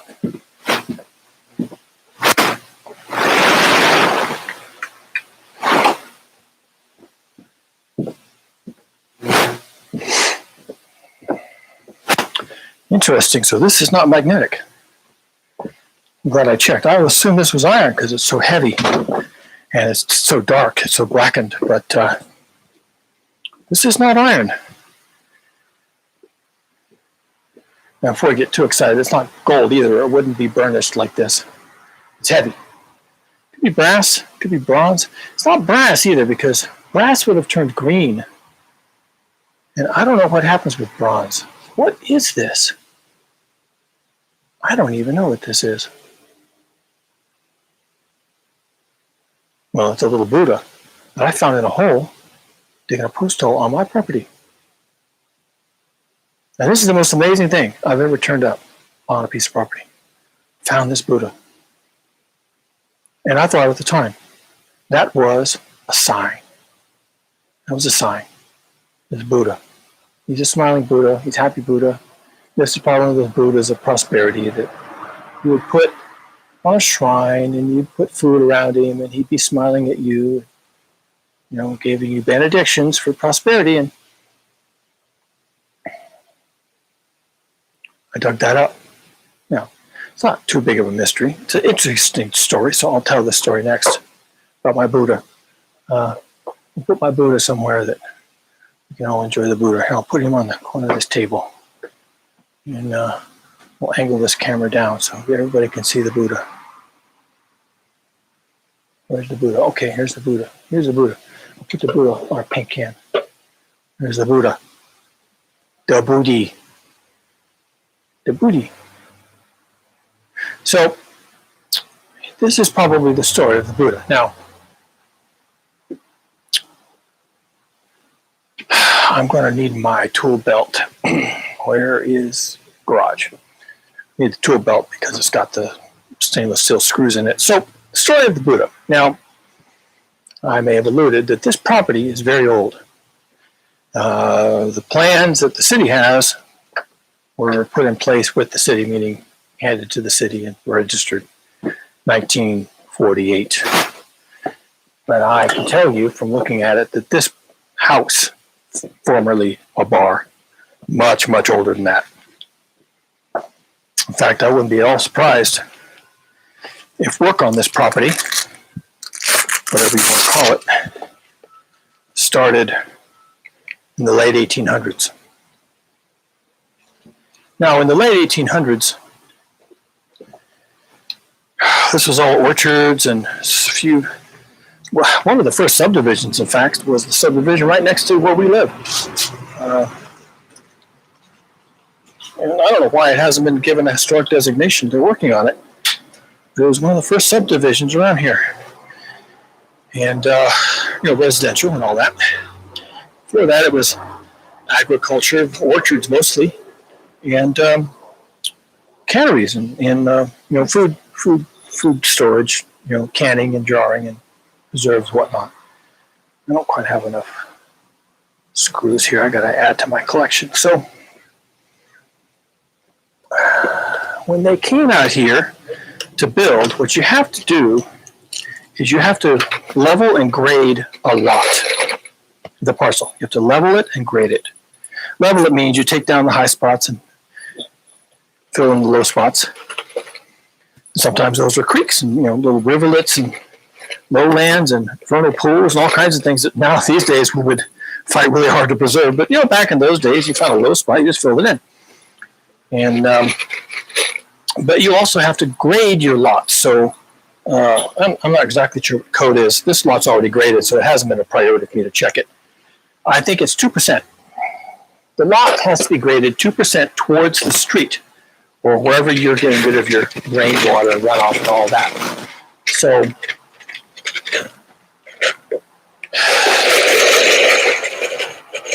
So your lot is not going to be graded.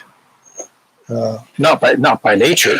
It's going to be up and down and hilly and flat in places, and so you have to come in and you have to grade your lot by bringing in fill, F-I-L-L, fill, and that's dirt that someone else excavated, maybe digging a foundation or cutting a spot for a road or digging a drainage ditch alongside a road. You pull the dirt out, and that becomes waste dirt. And you have to do something with it. And so, but if people are grading their lot for slope, then you can bring in that fill, F-I-L-L. And the fill can come from anywhere. Now, in the late 1800s, early 1900s, there were a lot of Asian communities around about California, including the South Bay. And there were all kinds of pogroms and racist bigotry against these Asians, not being welcomed and being thought as subhuman. The typical story here in America. And I just got to say that, folks. I'm partially Native American, and so I can say that, right? I can say that. Then it's always about those other people not being like us anyway. Sometime toward the end of the 1800s, here in the South Bay, either deliberately or accidental, somebody torched and knocked down, well, I guess it was deliberate, had to be. They knocked down the Chinatown here in our downtown. They knocked down so-called Chinatown. And you can imagine what they did. They built whatever they wanted there, right? Well, one of my theories is that somebody needed fill dirt to prep this lot. And so they went to that pile of rubble and they pulled out a dump truck full of dirt or a trailer or something, and they graded this lot with it.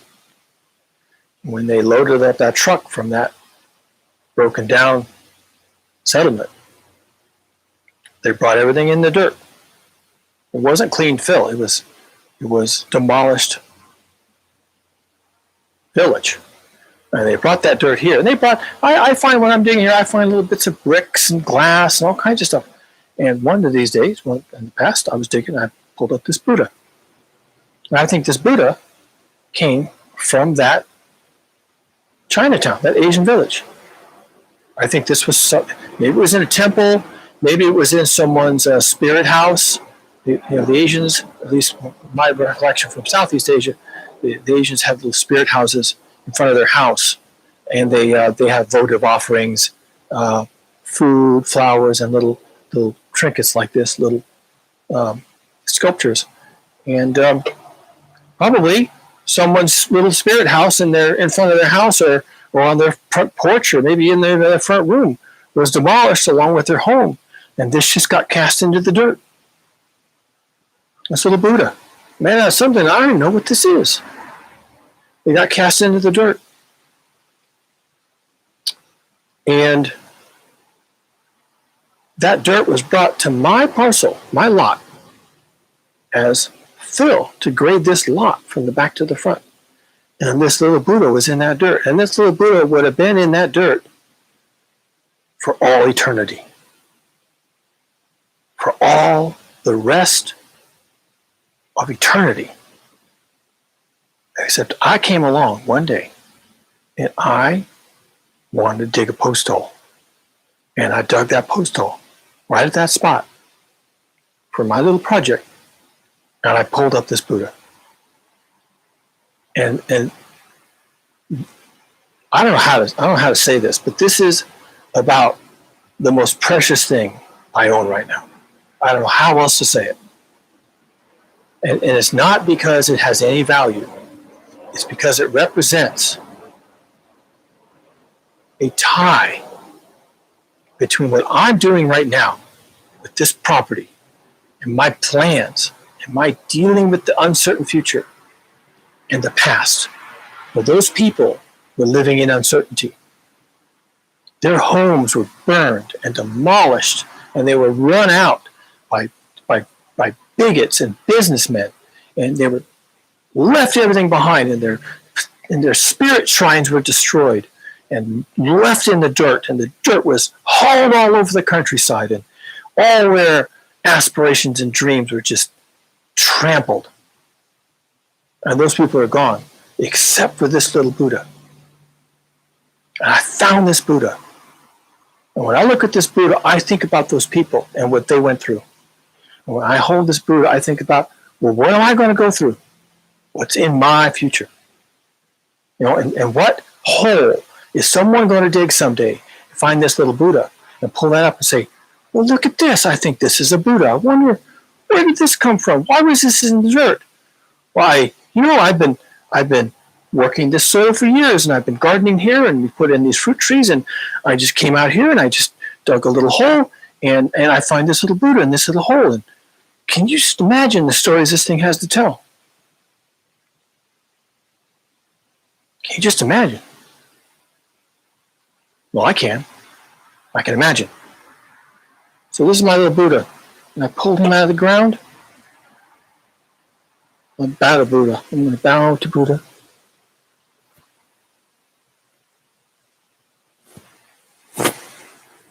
Pulled him out of the ground. Digging a post hole. I'm digging a post hole right now.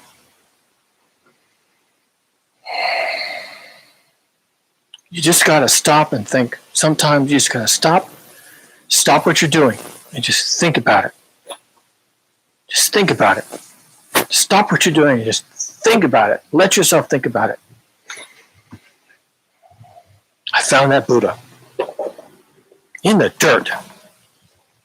In the dirt, in the middle of a white settlement. I found that Buddha.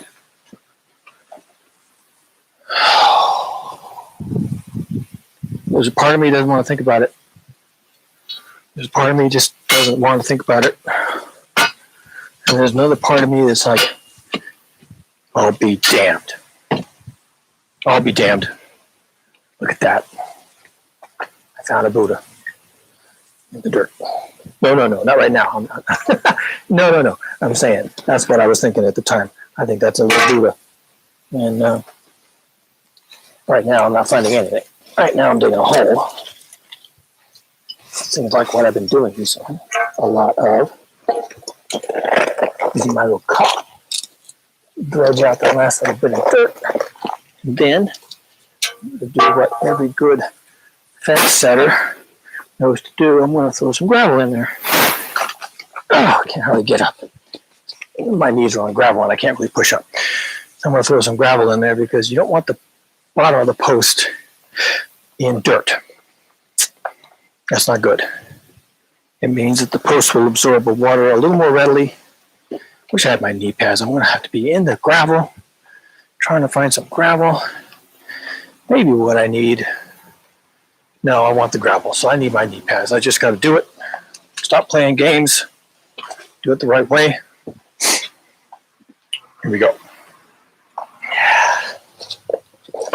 We put a little bit of rock in the bottom. And what the rock does is it doesn't transmit water. If the post is going to be in concrete, well, concrete does pass water, but it's not quite as ready to do that. And when the post gets wet, when the concrete being wet, the post can maybe dry out faster than the concrete can wet it. But if the bottom of the post, which is really, really porous, the bottom of the post is sitting in dirt, then all those plant fibers in that post, which is what they are, they're like little soda straws, those plant fibers in that post, the wood fibers, the old xylem and phloem, well, mostly xylem towards the end, will absorb water like a sponge. The end of the post will absorb water like a sponge. So one strategy to kind of keep that from being a problem is to put a little bit of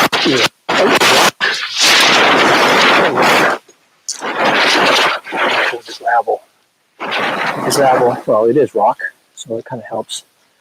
Doesn't really pick up moisture from the ground. You put that in, and increase the life of your post. It's just like you full of water all the time. All the same way. Some gravel. It's decorative gravel. So I'll put this in. Scrambling some of that.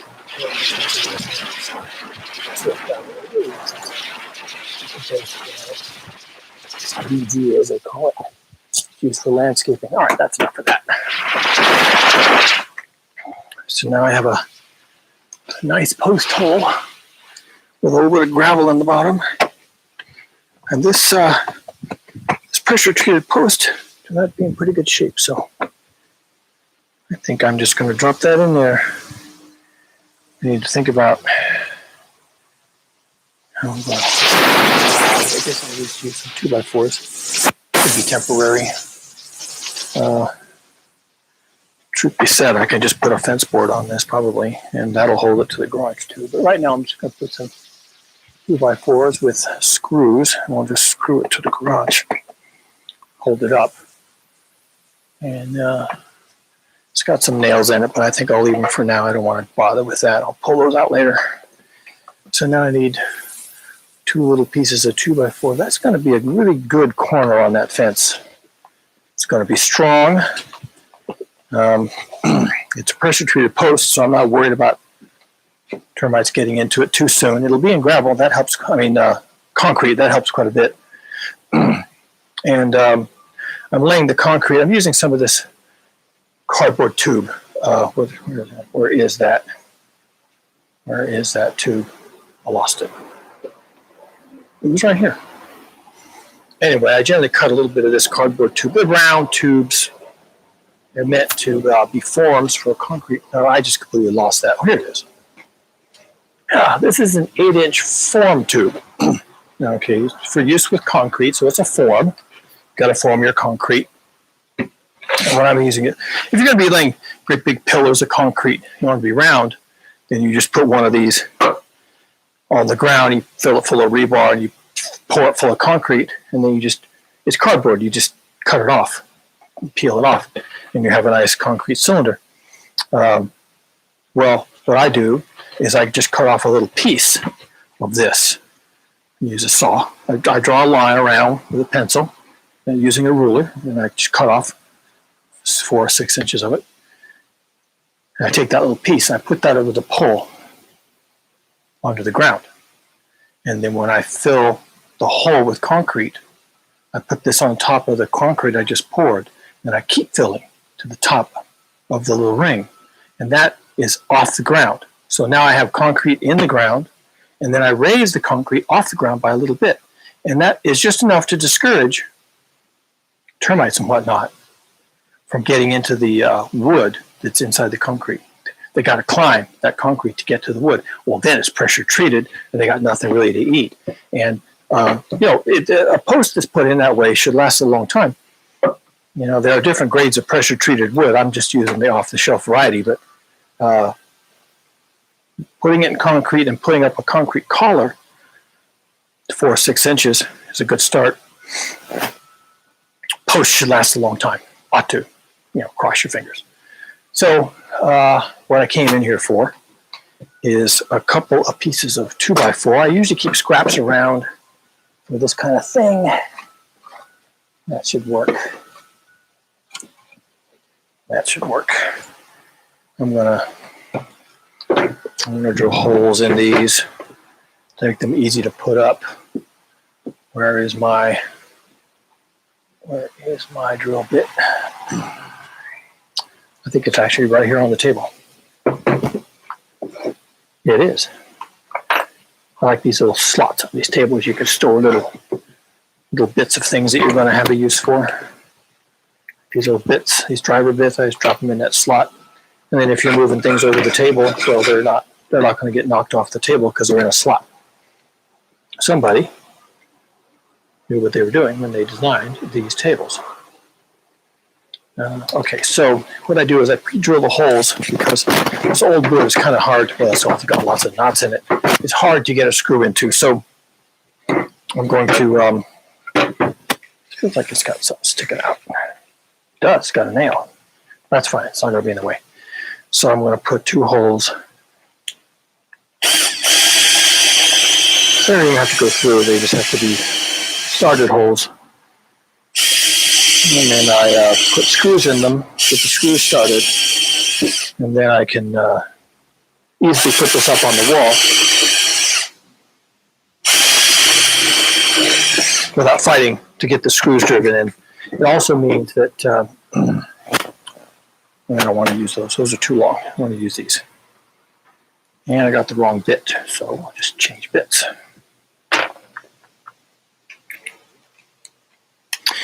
It also means that the screw will slip through this hole, and then it will grab in the destination wood. And this piece, because it has a hole in it, will be pulled onto the piece that's actually being threaded into. So that works really well. All right, so I'm going to put these up. And these, what I'm doing with these is I'll put this on the side of the garage, and then this I'll clamp to the post. I might put a screw in it later, but I'll clamp it to the post. And then I'll level the post, adjusting the clamps, and then it's in place. And later on, I'll take this off. It's a jig. It's what we call a jig. It's a way to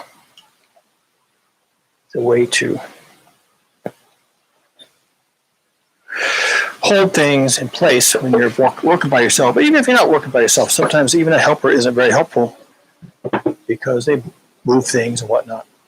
Where's my level? Here's my level. This is a corner level.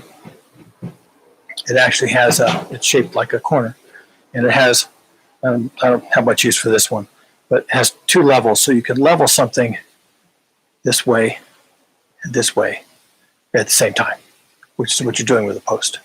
So I drilled some holes in this, and I'll just screw this to the post, and then I'll use the clamps to move it around until both these levels are level, and then I can pour my concrete with some confidence that it's not going to move. Now, if I had a helper, they'd be sitting there holding it, and they could be moved this way and that way, and then I'm pouring concrete. No. Not now. Yeah, you can water later. I'm working on that corner. Everything's fine. You can water there in about an hour. Anyway, yeah, sometimes even helpers aren't really helpful. It's just hard to stand there and hold something. Why make them do that?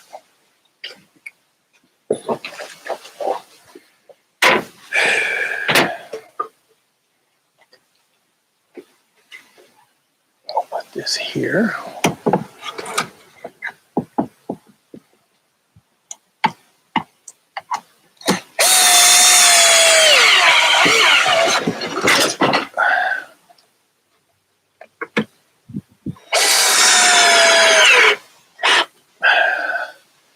Actually, now I think about it, that might be enough. I might not need two of them. My clamp. Let's see how this works.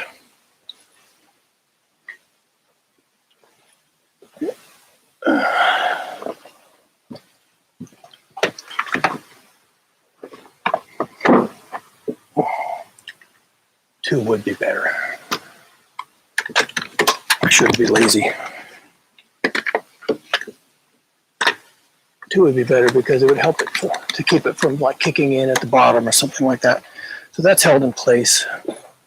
Now I'm going to put up my corner level. Need two little screws for that. There we go. Put it right here.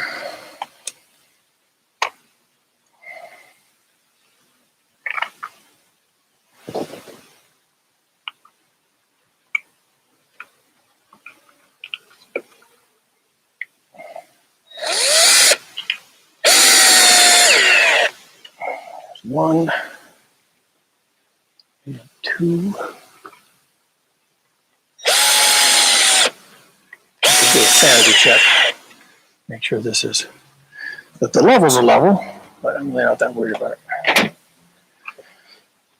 Let's see here. That's not right. That's going the wrong way. So I gotta bring this out.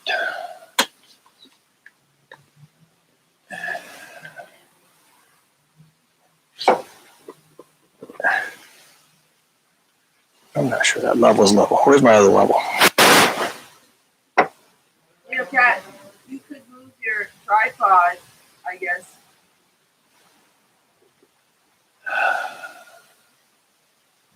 And your computer runs on a battery. Yeah, it does. It doesn't run that well on it. Bryce is telling me I could move my operation over here. Watch, it's a possibility. I I'd have to take it all down and start another stream is the problem. They don't know that I can move it. All right, that's level that way. And my corner level is not level. I wonder why. And that's level that way. So this is. And the clamp might be different enough to hold this in place. So maybe I'll just. Yeah, but it's not centered in the hole, darn it. So now I have to move it again. Really wanted it a little further out. Better. Now let's see. Level it again. Oh, that's pretty good. Likewise. All right, good enough for me. It's a fence, people. Can't worry too much about it. There, that's that. So, I could pour concrete on that. I think I shall because it takes a while to set. I'm doing other things. And it's true, I'm going to have to move this whole operation over here, so maybe I'll move the stream as well. We'll see about that. We'll see about that. So, get some concrete in that. Pour a little more concrete in this one. Well, I remember what I forgot. I forgot that ring I was making all that noise about. Completely forgot to cut that. So let's do that now. We'll cut that now. So let's see. Yeah, you can kind of see this. That's fine. I'm sure everybody has a different way of doing this. My way of doing it is pretty simplistic, I'm sure. But it works for me. What I do is I take a little tiny carpenter square and a pencil. And this is right now it's set at 4.5 inches. So this will give me a 4.5 inch ring. I have a bigger square. I could get a bigger one, but I think that this is fine. And I just find the end that I've been cutting on. And what I do is I use this as a gauge. Setting up is the biggest challenge. I use this as a gauge to sketch a line all the way around this thing. And I'm just kind of sketching it because I'm going to come back and connect these dots. Just eyeball them, just draw a line to it. I don't want to cut it with a saw. It's just cardboard. It's more like paperboard, like what your cereal box is made out of, but it's, oh, I don't know, 10 times as thick. Same stuff, it's fibrous, paper. And, you know, you're forming concrete, you're not intending it to be structural. This is not structural. This is just a form. It's sacrificial, disposable. When you're done, peel it off, throw it away. And so I just make a bunch of dots going around, you know, all the same distance, close enough. And then when I've done that, set that tool aside. And I just take my pencil and I just sort of eyeball connect them all so there's a line, more or less. I'm going to be cutting with a handsaw, so none of this is perfect. And I'm just pouring concrete, and once again, it's just a fence, folks. I'm just trying to build up a little concrete collar around the base of the post so it doesn't offer easy access to the bugs and the water and the leaves and the mold and everything else. Saw, here it is. Now this is just a little, what do they call these? There's a word for this. Anyway, the teeth are not alternating. It's flush all the way across here. It's a flush saw. You can cut off things flush, okay? And I've used this a lot to cut off dowel that I've worked into a piece of furniture that I just worked this across it, cut it off, and it's flush, okay? And so, but it's really sharp and it's really thin and it does pretty good on these cardboard tubes, fiberboard tubes. Just go around and cut this off. It's awkward. It wants to roll and twist and everything else. So I find a working environment where one end of it is up against something and there's a lot of wiggle.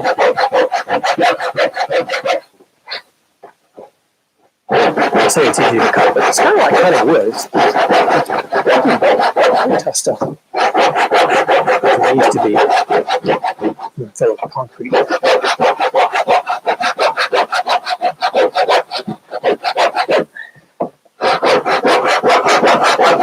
I tried cutting this with a circular saw.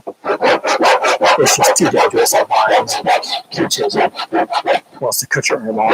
You could use a bigger hand saw or a reciprocating saw, which is a little less dangerous, but it's actually so easy to just do a little hand saw and be done with it. So this I would fit over the top of the post. What I actually do is I sit it on top of the post, and I fill the post down below, and then I bring this down the post to sit on the ground on top of the new concrete. Then I pour more. But I don't like it being in the way when I'm trying to fill the hole. It comes down later. So that's the way I do it. Some people might even want to put this in the hole, a long piece of it, and have it perfectly round. I don't know why you would do that. That doesn't make any sense. Surely nobody does that. I just use it to make a collar at the surface to get the post out of the ground. It's the ground that's the problem. The concrete is not really a problem. It's the ground, the dirt, that's a problem. So I'll have this available over here. I'm just going to set it on top of this post, handy dandy, for when I want to put it down. And then I have to lay some concrete, folks. So let's see, I can take off this tool belt. Like that. Should I move the string? Crashing around. I guess I could. Move the string. How am I going to do that? I'm not sure I want to do that. Probably should have left the knee pads on anyway. How am I going to do that? Forget it. No, I got to do it. It's too late in the day, and I got to figure out streaming in a different way. That's just how that's going to be. So I'm working. Where am I working? I'm working. Whoops! Don't touch the tripod. I'm working right back here, just to the left of that little light. Now, I say left because the camera reverses everything. This is a webcam, so it reverses everything, so you think you're looking in a mirror. But to you, when you look at this later, it's going to be to the right. So I'm going to look to the right of that light, behind that tree, sorry to say. And I'm going to be doing all this work. So I've got a post back there next to the corner of the garage. I'm going to put concrete in. I've got a rubber tub, plastic tub that I mix concrete in. I got to find all my parts. I got to carry a bag of concrete. I got to get water. Where's my bucket? Here it is. It's full of scrap nails. These are all the nails I got out of those boards I was cleaning up. That's a lot of nails. So,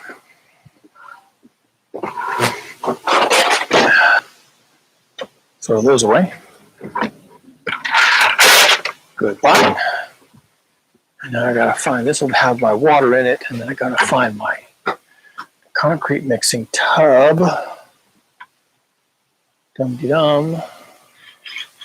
Should be more organized. What it is, I'm working in a small space, so I can't always have everything handy dandy. It gets kind of congested. Where is that silly thing?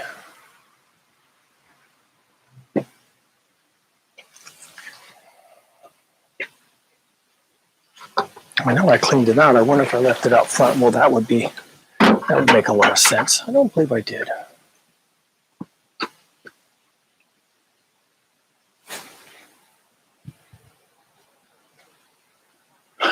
Oh, here it is, right here on top of the car. If it had been a snake, it had bit me. All right.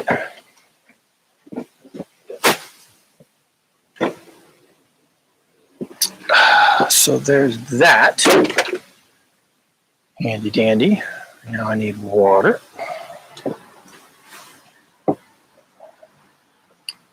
Where am I going to get water? Right here, I think.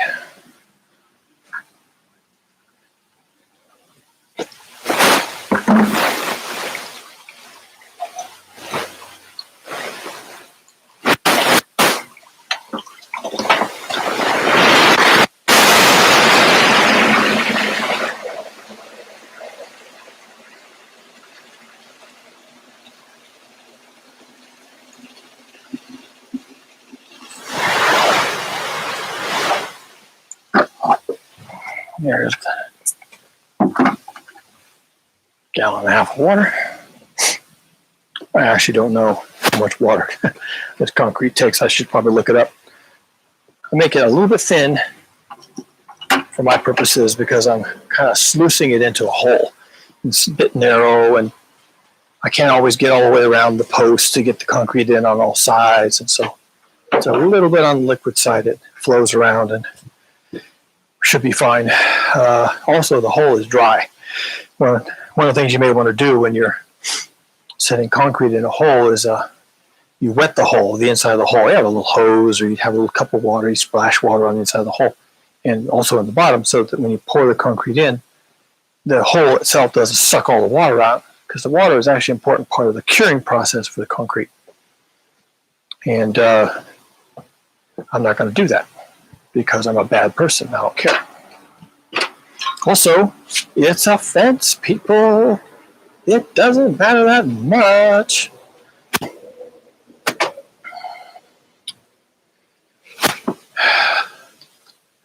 Well, and this particular post, just to call out names, is attached to a garage. So I'm not even as worried about this as I might otherwise be.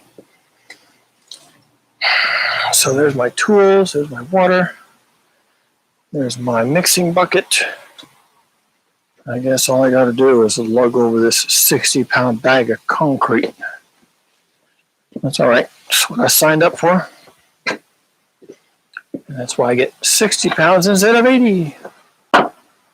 But you'd save money if you bought it in the larger bag. Yeah, I know. Shut up. You're not the one having to haul around all over the place. Needs board to dry. So I could paint the other side. It's tempting. It is tempting. Paint the other side, but I don't think I will. I think I'll finish building this fence, starting with setting this post in concrete. I forgot the concrete. I'm going to finish building this fence. Then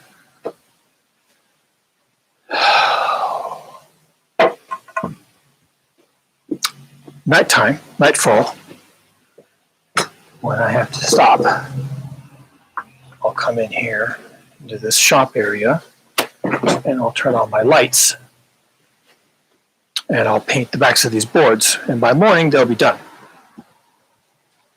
Oh, by done, I mean they'll be dry. Ugh. 60 pounds. Your knife. And if I've got all the rails up and everything else, then tomorrow all I have to do is just fix the boards to the rails. And this fence is done. Now, I'm not quite done back here. The garage technically is also part of the fence. It's on near the property line. So it's got fence boards on the side. That's not all it's got going on. But that's the part you see. So where's the knife? It's got fence boards on the side. They're, well, I guess it looks like the side of a barn, which is sort of what it is. And it's held up very well over the years. I can't even get back there and do it now. It's in the neighbor's backyard. It's the fence. So I'm kind of happy that it looks as good as it does. They did some creative things back here. They put up a little lean-to attached to the garage. Okay. Could be like a little, I'm looking at it, looks a little bit like a little children's playhouse. It's got plywood walls and little holes cut in them, and a nice little gravel floor. There's even a chair in there, so maybe that was a little place that the children would hang out and play. It's not a very big backyard, and I'm looking at it right now. It's all concrete. So maybe they just made a little playhouse for the children. That's nice. It's attached to the side of the garage. That's fine. I don't care. People being creative. Can't argue. No, I say it was for the children. There's a darker side to this. What if somebody was living back there? What if? Hmm? What if that was a tiny house for somebody? You know, looking at it, I wonder. It's big enough for a bed. I wonder. Well, that's fine with me. I don't care. Comes back to the question of what do we do for people? I have all this property and single family home, used to be a bar, blah, blah. And, you know, I got mine, right? I got mine. Somehow. Once again, capitalism was good to me. I'm going to badmouth my capitalism.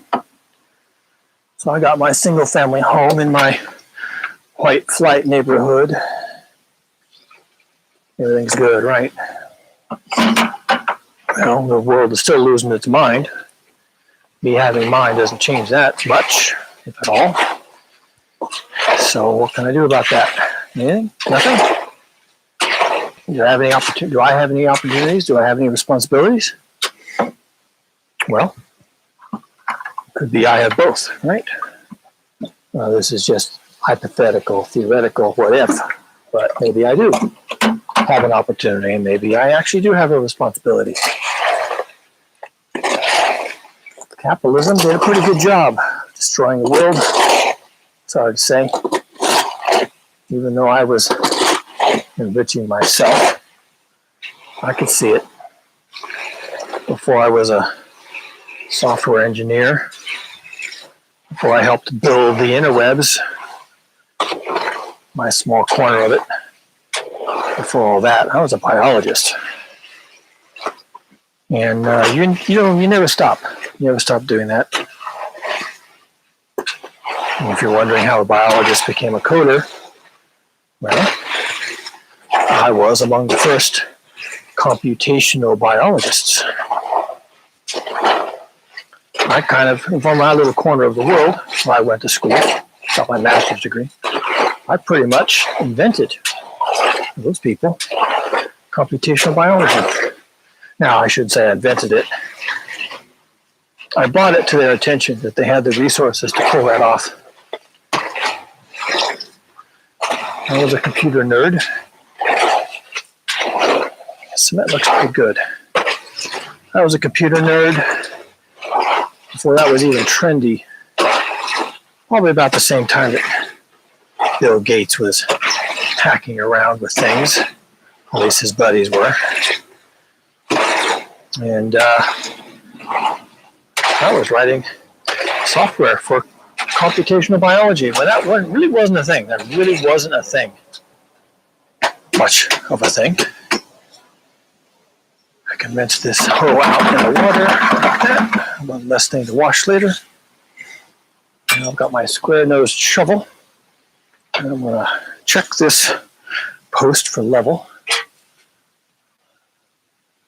Looks good. Check it for placement. Looks good enough. We have a saying in woodworking, measure twice, cut once. I don't always do that. Sometimes I have to cut things twice. I don't want to do that with this post. So, concrete in the hole. Do it on one side, do it on the other side. Do it on one side, do it on the other side. This is a 60-pound bag. It does a decent hole, the way I dig them. But not quite enough to put the full collar on, unfortunately. So I sometimes come back with another bag and top that off. And I really don't have enough to do this one, probably. Well, la-di-da. It's okay. Probably, what I think I'm going to do, I'm going to stop filling this one. Well, I have to tamp it first. I gotta tamp the concrete down. I'm going to stop pouring into this new hole. I'm going to go back to this. You work the concrete down. It's got air bubbles and things. Not a big deal. This is just a post hole, but you want to do it right. So work the air bubbles out. That one's okay for now. I have to come back now to this old one that I'm going to be working on, putting on rails and stuff. And I think I might just go ahead and put the collar on this one. There's a plant right here. I think that's okay.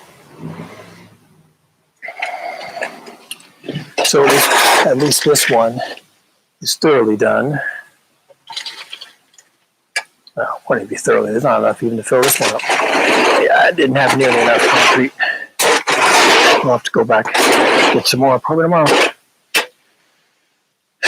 All right, so I'm just going to pour what's left in this tray into this post I set yesterday. See if I can fill up any of this collar.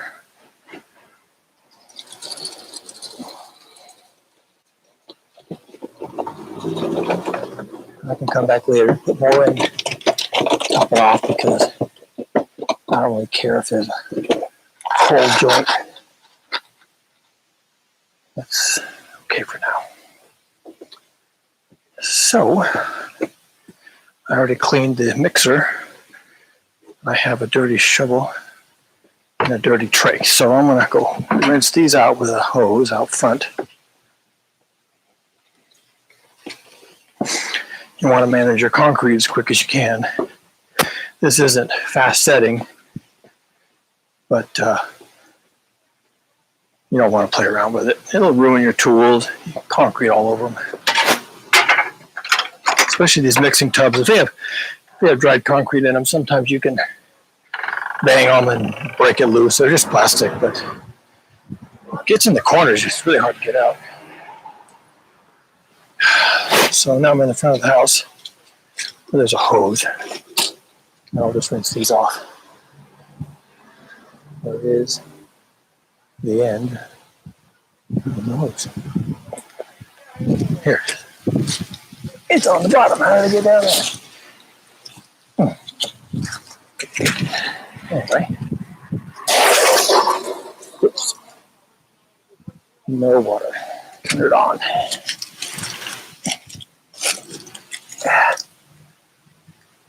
There we go. Well, a little inline valve with a hose. You just did it, turn it on and off. Now let's go back to the spigot.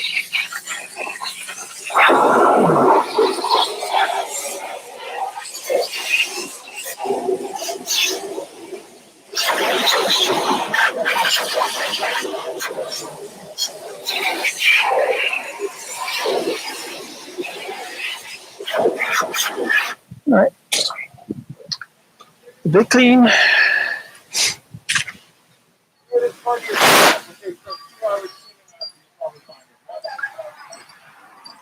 So I set one post yesterday. And I just put a little more concrete on the top of it to sort of make a collar, but it wasn't nearly enough. So I got more of that to do tomorrow. But that one is set in concrete because that concrete had all night to harden, which it doesn't even need. Well, all day actually. The second post, one I just set, will be hardened up by morning. But for now, I can set the rails, which hold the boards, on this first section right here. Now it needs a little more cleaning up, a little bit of scrubbing, and I have to put mounting lugs for the rails. And I don't care about the height. I'll cut that off later. All right. So I need my gloves, I need my tool belt, and I'm going to need my cut-off saw because I gotta, well, let's see. I may have some pieces of wood here I could use without cutting anything. Those might work. Well, I'm gonna have to cut some. So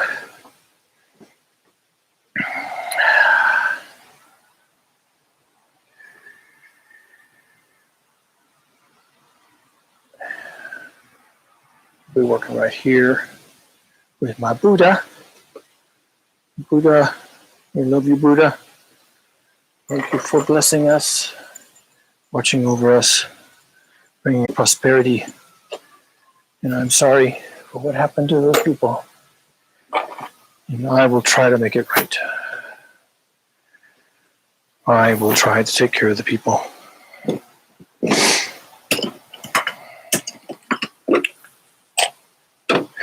However I can do that. So I'm going to put the Buddha back inside in his little perch. And thank you for joining us, Buddha. This is the post hole Buddha. No one even knows about the post hole Buddha but me. Okay. So now I have to reconfigure my workspace. I was painting before. Now I'm going to have to do something else. So that means tear down and set up. Don't need this.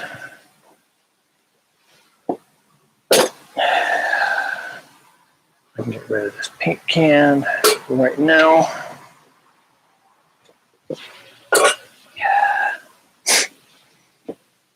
And this paint tray, I gotta find a safe place for that. That's over there is fine. That still has paint in it. I'm not sure I'm gonna need it though. Maybe I should get rid of it. Oh no, I have to paint the other half of those boards. That's right. That's right. I do have painting to do. Let's see, how many bits do I can get rid of? Get rid of these two. This one. No, I gotta keep that one. Keep going. Ah, yes, I actually, okay, I have to sister on a board. These old posts are eaten up with termites. They can't hold screws or nails, so I've been coming back and sistering on a pressure-treated 2x4. So I have to do that. Now, the new posts are pressure-treated 2x4, so that's not an issue. But these old posts, which I left because they're actually held up with iron posts. They're cemented to the ground or driven in or something. Anyway, they're really sturdy. So these old wood posts that are technically rotted off have to be sistered with a 2x4 so I can mount the rails and all that lovely stuff. Where's my gloves? I don't handle pressure-treated wood. Here they are, without gloves. Nobody should do that. So, how's my audio? Are my lights still on? They are. We're good. So I'm going to bring out the cut-off saw because I have some wood to cut. These got to go. I'll put them right here.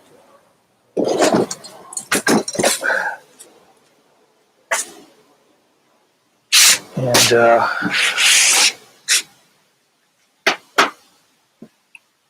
these are in the way slightly, so I think I will put them on. Good question. Where to put? I'm going to put them out here with the other painted wood, which is also dry. Another stacking place. I think these are done. Yep, that's the first batch.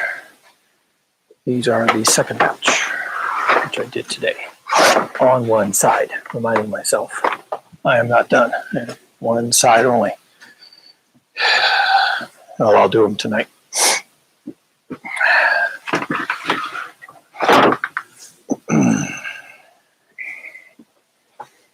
Now I got to drag out that saw.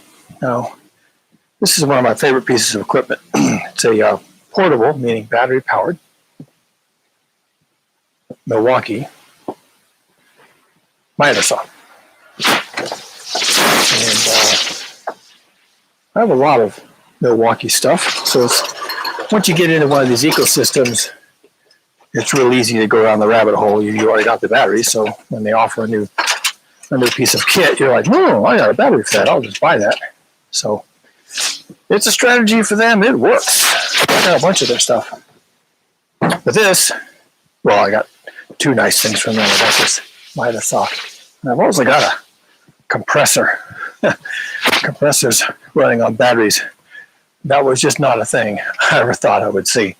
But I got a nice little compressor. I've even run nail guns off of it. Absolutely amazing. And it runs off batteries. It's small, portable, no cords. Well, hoses, of course, because it's an air compressor. Using air tools, you got to have cords, hoses. And there's the slide. There's the drop. Here's the angle.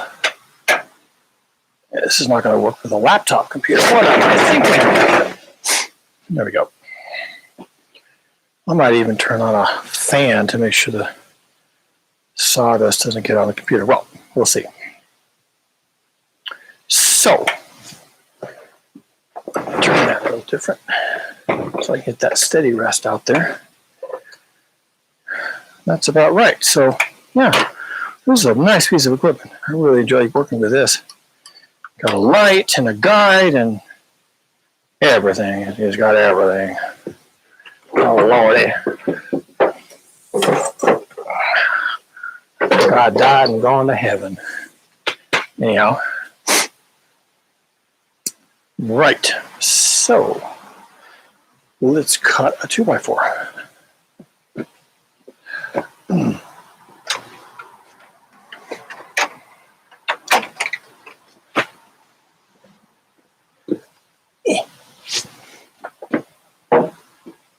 Now, I have a long-term strategy for this fence, so I cut these boards long. I'm going to put trellis between them and a little hat on top, either one side or both sides. I've decided. Doesn't really matter. And my tool belt is right here.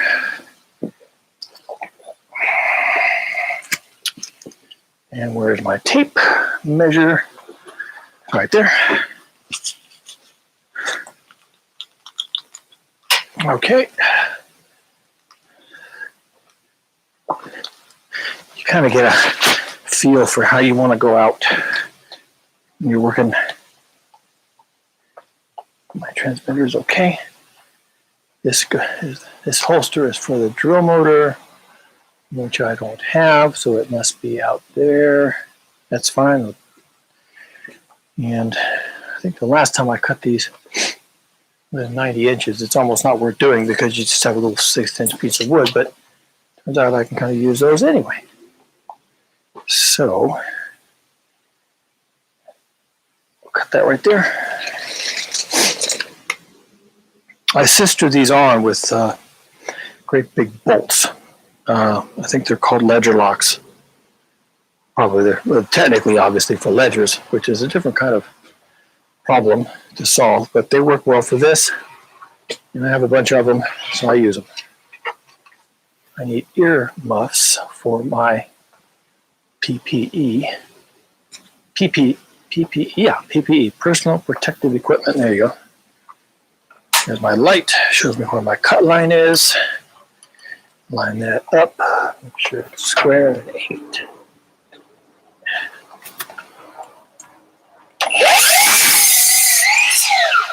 There you go. Battery powered. You can't beat that with a stick. It cuts all day.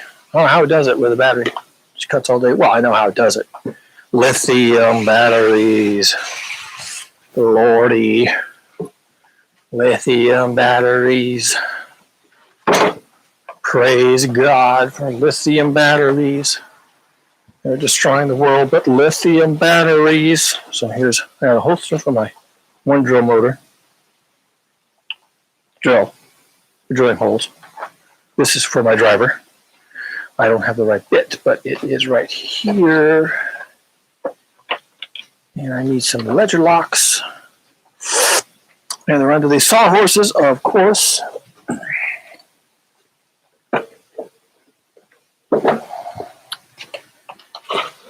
I got so much stuff. How do I do this?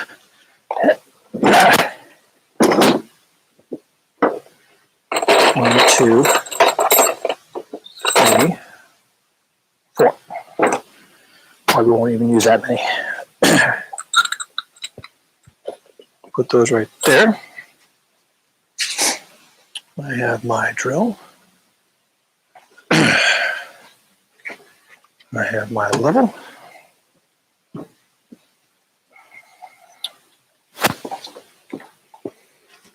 It's almost dark enough to have a light back here.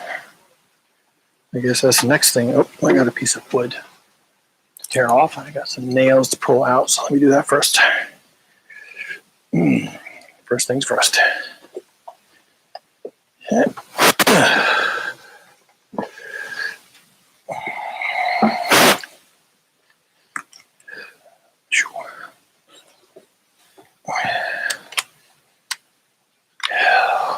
There's that one.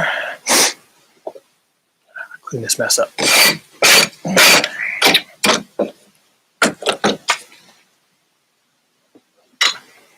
It is a mess.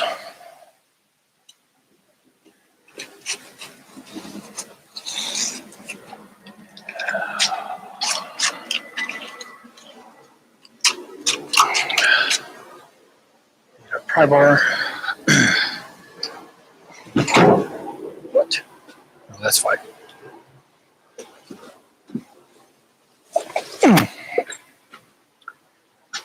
Legs are getting tired, dragging my feet. What am I over here for? Pry bar. Where is? There it is.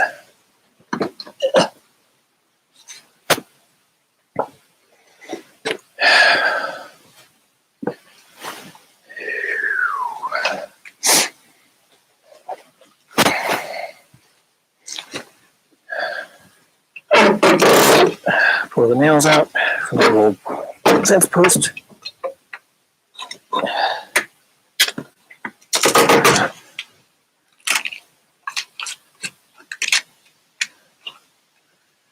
Good enough. Don't really need to clean it up too much because I just don't care. This is me being a bad person. Not caring. Going to need some clamps.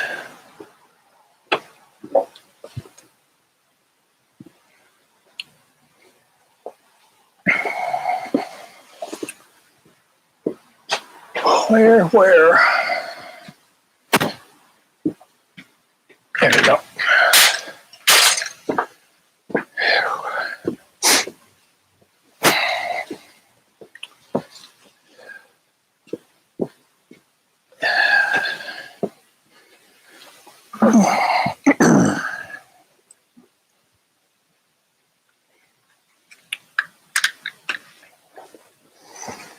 So, put this up here, clamp this on.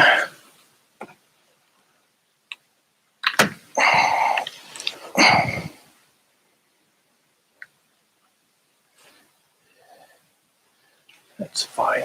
I'll just clamp it there. This is not that accurate. This is not precision work.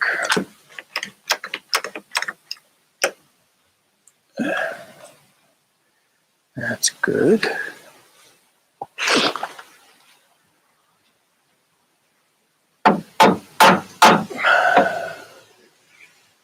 Good enough.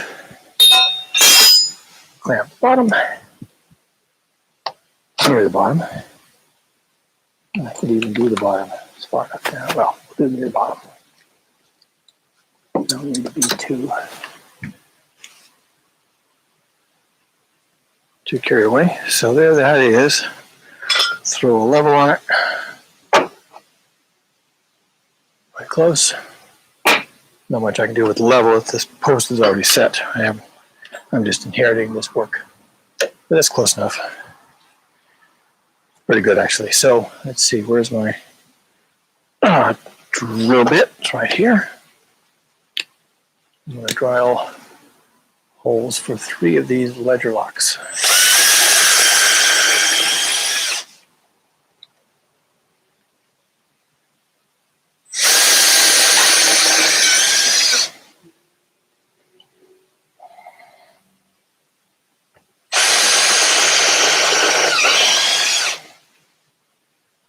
Here's my 3 holes.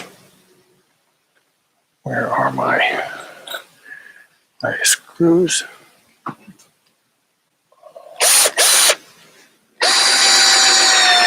They're about 6 inches long, I guess. They go in quick and they do the job. Maybe they're 5 inches long. Anyway, it goes through this 2x4. And use that old 4x4 without any trouble. That one didn't really bite though. I may have to put that in a different hole.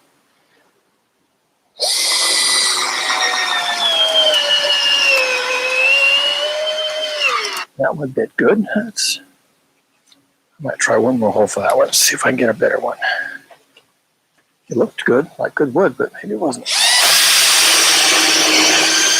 I drilled the 2x4 just so it's easy to get started. And I'm going to back up this one out. Move it to the new hole. Drive it back in.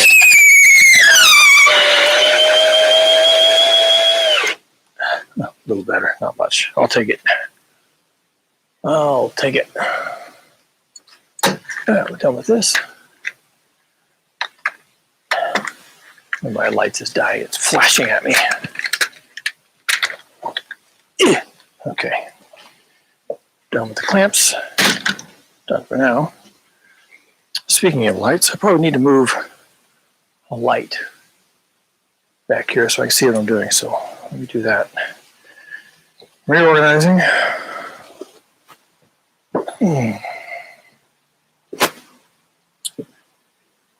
See. I'm going to plug this light in because this light can actually charge its own battery if it's plugged in. So we'll do that first. There we go. Fine. And then we'll bring a light from somewhere else. Where's that other one? There it is. Yeah. It's lost.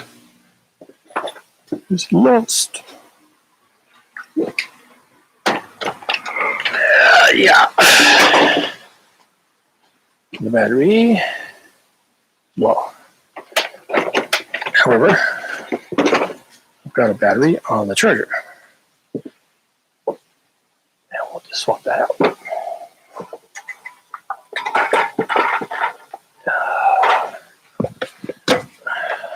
There we go.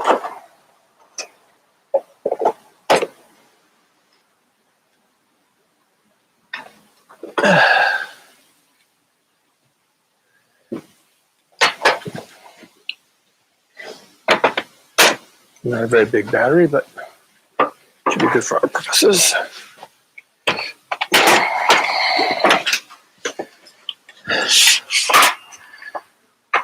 So, if the Buddha could talk to me, what would the Buddha say? The Buddha probably saw some pretty sad things. Destruction of those people's town, wrecking their little spirit shrines, turning their world upside down, treating them badly. Buddha, you've been around, you've seen some things. What would you say we should be doing?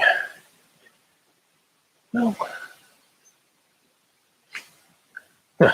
truth is, Buddha probably wouldn't say anything. Buddha would say, seek nirvana, seek enlightenment. You cannot struggle with the challenges of life. You must flow with them. Yeah, okay, I get that part. That's probably good advice. But more concretely, my house is built on fill from a destroyed Chinese village in the South Bay. And Brewer, you know as much about that as anybody. Now, What do you think I should do about that? Well, grasshopper, you truly need to individually, personally address the evils of the world. Then you must sow peace and beauty and harmony wherever you can, because that is the price of life in this world. That's the wrong bit. You must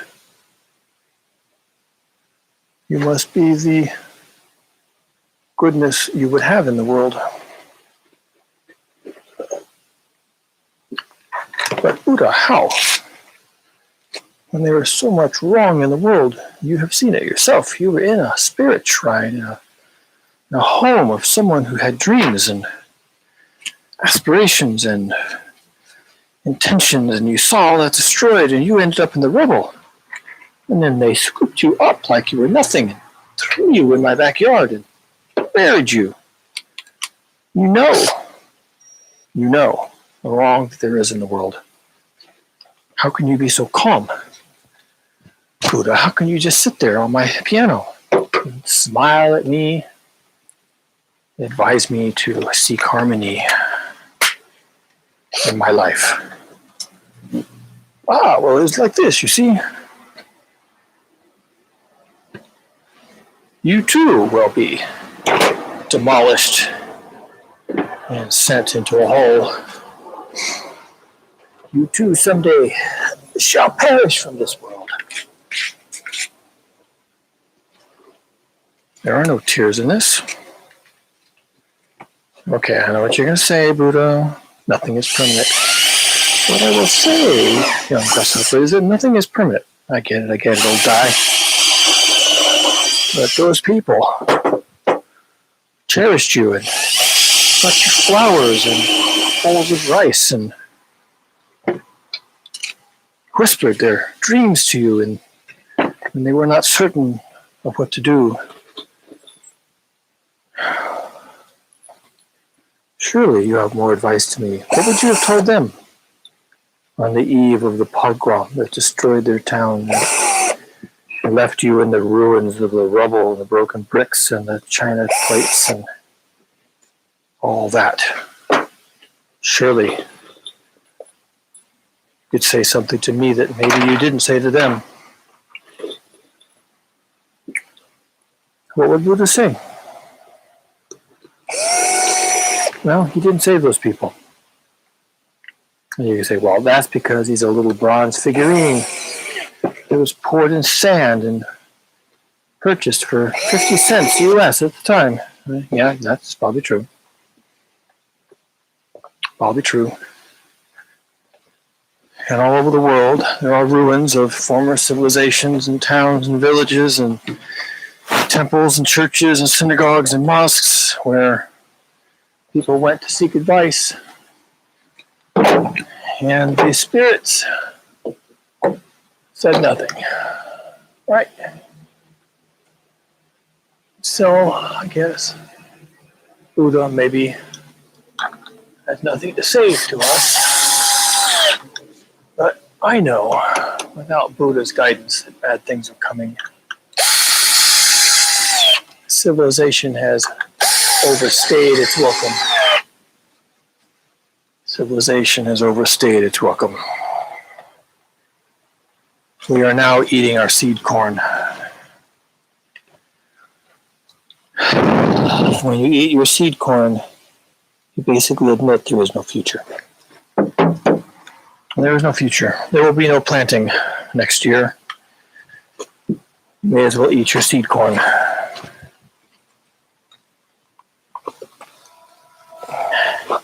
That's kind of what we're doing. So I'm putting a rail in here. I have to level this new one to the old one. So that's about right. Close enough.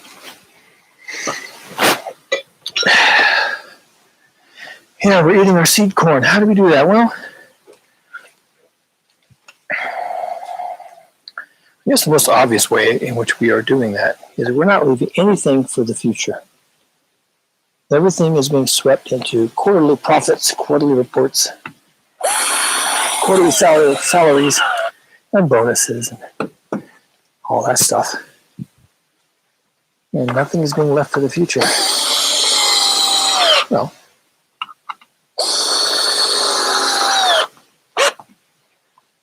and if that's what you're going to do, then you don't have a future. Is that okay? Is that all right? You're just going to use it all up this year and not have anything for next year? Is that okay? I mean, that is a strategy. Is that your strategy? Because if that's your strategy, then, well, you should just admit it. This could be, I want to say 74 and a half. It's probably not. 74 and 3/8. So I need a rail that's 74 and 3/8. Okay. Maybe I should do the top one.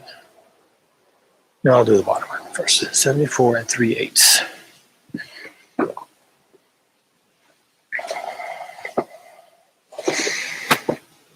We're leaving nothing for the future. We're taking it all in profit today and pretending the future will take care of itself.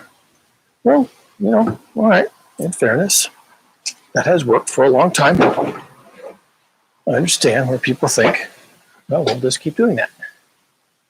We'll just keep eating our seed corn and just maybe taking seed for next year from somebody else. That's kind of what the story has been.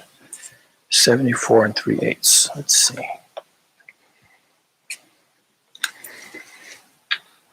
$74 and 3/8. So as I'm building all this, I keep thinking, well, I'm not really doing this for myself. There's a future generation that's going to need something. Now I can think that way because my wife and I had a family. We have two smart, industrious, well-adjusted kids, adults in their own right. I gotta move that steady rest.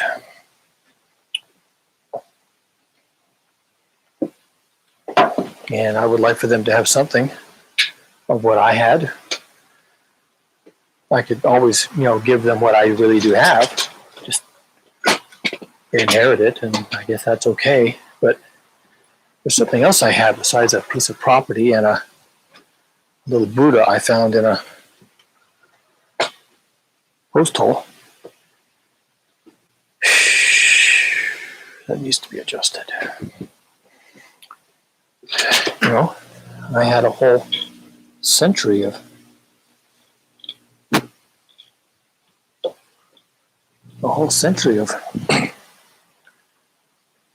well, let's not call it, even times, good times. There was the Vietnam War and all that. Cutting.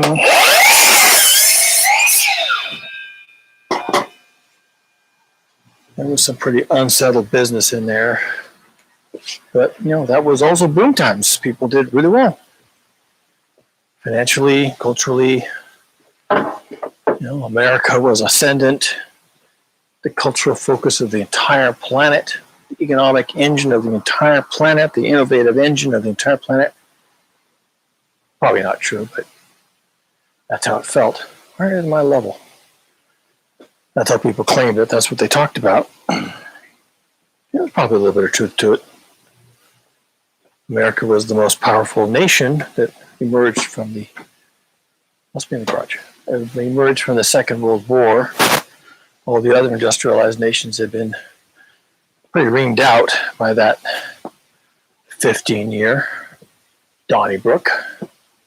There it is. We had two oceans, right? The only part of our country that anyone really laid a finger on was Hawaii. That wasn't even on the mainland. That was just way out in the hinterlands.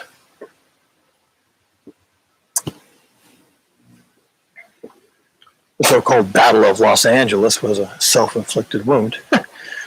Not the first, nor the last, I'm sure.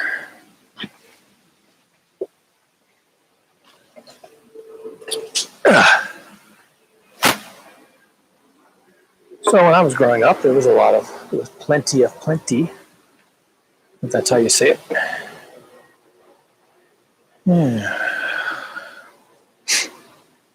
I need another cleat. All right, I'll cut one. There was plenty of plenty. I got mine. I didn't have to worry about mass killings every day or even 3 times a day. Didn't have to worry about all my friends from school being unemployed for their entire lives. Whatever that turns out to be. That ugly business. Let's see. I'll cut that about there. How's that?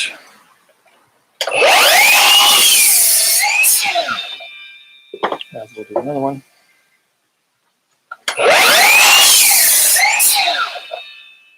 I think I'll drill these when I have a chance. I like to drill holes to start the screws. It's just so much easier.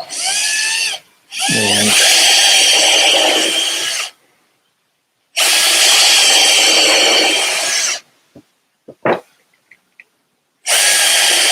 I drill 3 holes in these cleats, 2 at the top, 1 at the bottom. They do carry some load, not a lot. Mostly they're just positioned to take the rails, and the rails carry the boards. The boards don't weigh much.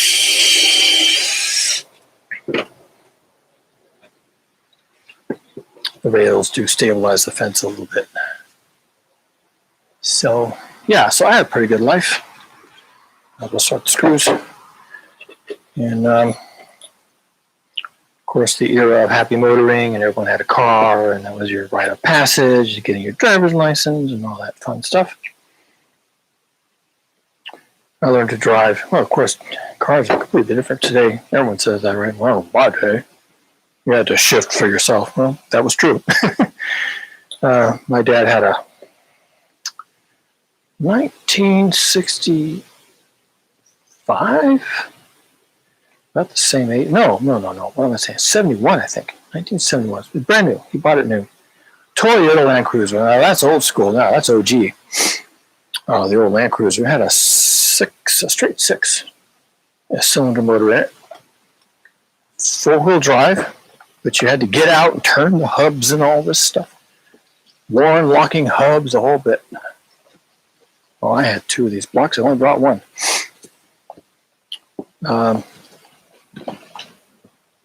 He bought that to go hunting and things like that. So it was a 3-speed manual, 3-speed on the column. Not an easy machine to drive at all. It was a truck, stiff as a brick, no power steering I could speak of, I knew of. All over the road all the time. Probably dangerous as hell, if the truth were known. And that's how I learned how to drive. Learned to drive on the back of my father's property. He had, I don't know, 10, 15 acres back behind the house. It wasn't really used for anything. It was full of rocks. And I don't know who cleared those rocks out. He did it or I did it. But I drove around on the back of that property, learning how to go forward and go backward and how to shift, and couldn't go going fast. It wasn't that big of a piece of property, and rocks and everything else, but it was a good place to learn how to drive. I learned right away the necessity of paying attention, because there were all the rocks and things, and it was a difficult vehicle to drive. You had to do all this shifting and all this stuff. And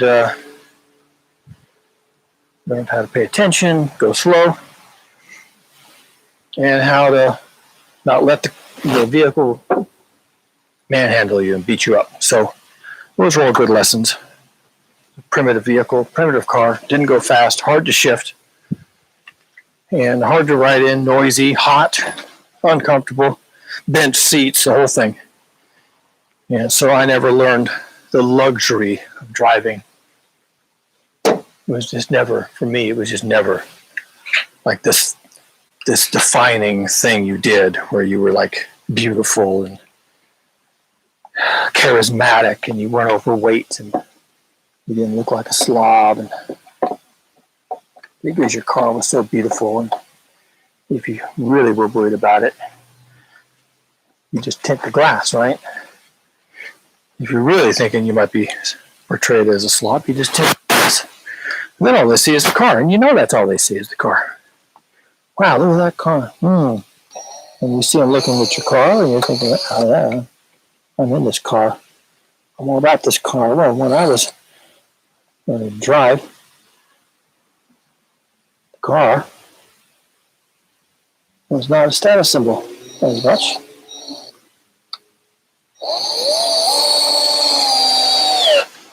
And my dad's 71 Toyota Land Cruiser sure wasn't. Oddly enough, we are now. Those things are collector's items. Gave it to my brother. I think he, after we moved out on the ranch, my brother did some work for the family as an adult, and my dad promised that if he helped, he would give him the Toyota, and he did that. I was fine. I don't have any regrets. It wasn't my car. I drove it a lot. I learned to drive in it, but it wasn't my car. But it is true that I have never owned a new car. I think my brother has. I don't know that as a fact, though. Maybe he has owned a new car. My Dodge that I bought even before we moved into our house, because I knew I was going to need it for this house. The 68 Dodge. Old school truck. This thing is. This Dodge is a beast. People look at that thing and they say, whoa, that's a nice truck. So even though I say that my cars are not prestige items, the funny thing is, my 68 Dodge Power Wagon is. Who'd have known? But that's not why I bought it. Everything's a tool to me. Dodge is a tool. My house is a tool. This fence is a tool. Everything is a tool. Everything has a purpose. Everything has a reason. Every screw in this fence, every planed board, every knot, everything has a reason. Everything will be worked through and become part of this gigantic machine I'm building. 74 and 5/8, a little longer than the last one. Okay. 74 and 5/8. It's all machines, all the way down. Everything I do is a machine. I am a machine. My life is a machine. This property is a machine. 74 and 5/8. Stainless steel fasteners. Recycled redwood. Gears. It's all gears. It's all gears turning. Constantly turning, never stopping. 74 and 5/8. Never rests, never sleeps. 74 and 5/8, right there. Doesn't know how to rest, doesn't know how to sleep, doesn't think, just it does, it just does. Everything is a machine.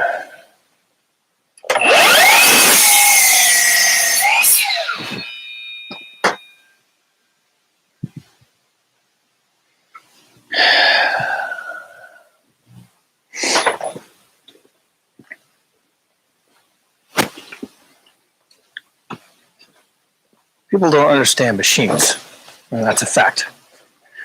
A house is a machine. It really is. You build a house one gear at a time. Level this. Up you go. That's where you want to be. All right. Everything is a machine in a house. Framing. All the membranes or the assemblies, the floor assemblies, ceiling assemblies, roof assemblies. Everything is specified, required a certain way. They call it code, but what it really is, it's blueprints for making these machines that we call houses. Anybody can do it. Anybody can build one of these, but you have to understand that it's a machine. It's the product of millions of years of humans making things. Making things. Started with sharpened sticks. A little high. There you go. Sharpened sticks and then chips and flakes of rock. Sharpening bones, scribing bones, making marks, tallying the passage of time. Clocks, measures, tallies, machines, all machines. Our whole 200,000 year existence. We've been crafting this machine called civilization. Most people don't even know they're doing that. 200,000 years we've been doing this. And now it's done. Or I should say, we have to do it differently. Well, we've done that several times, haven't we? Many times in the course of 200,000 years. We've taken a step back, looked it over, and said, you know, we should go somewhere else and do this thing. There's got to be a better way or a better place.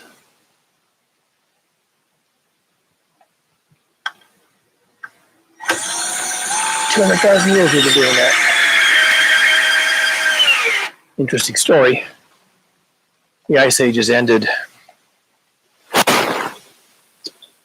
20,000 years ago. Well, the Ice Ages didn't end. The last glaciation, that's the technical term. The Ice Age started 5 million years ago. It has continued unabated until very recently. 5 million years ago. The last glaciation ended about 20,000 years ago. Well, they started to. And the ice began to retreat, as they like to say. In the northern hemisphere, the ice headed north, meaning it melted, and the ice front retreated. There, those rails are up. That is good. I am happy. I can put some fence boards up. Because I'm in the mood. I am in the mood to work. So, watch this. Watch this.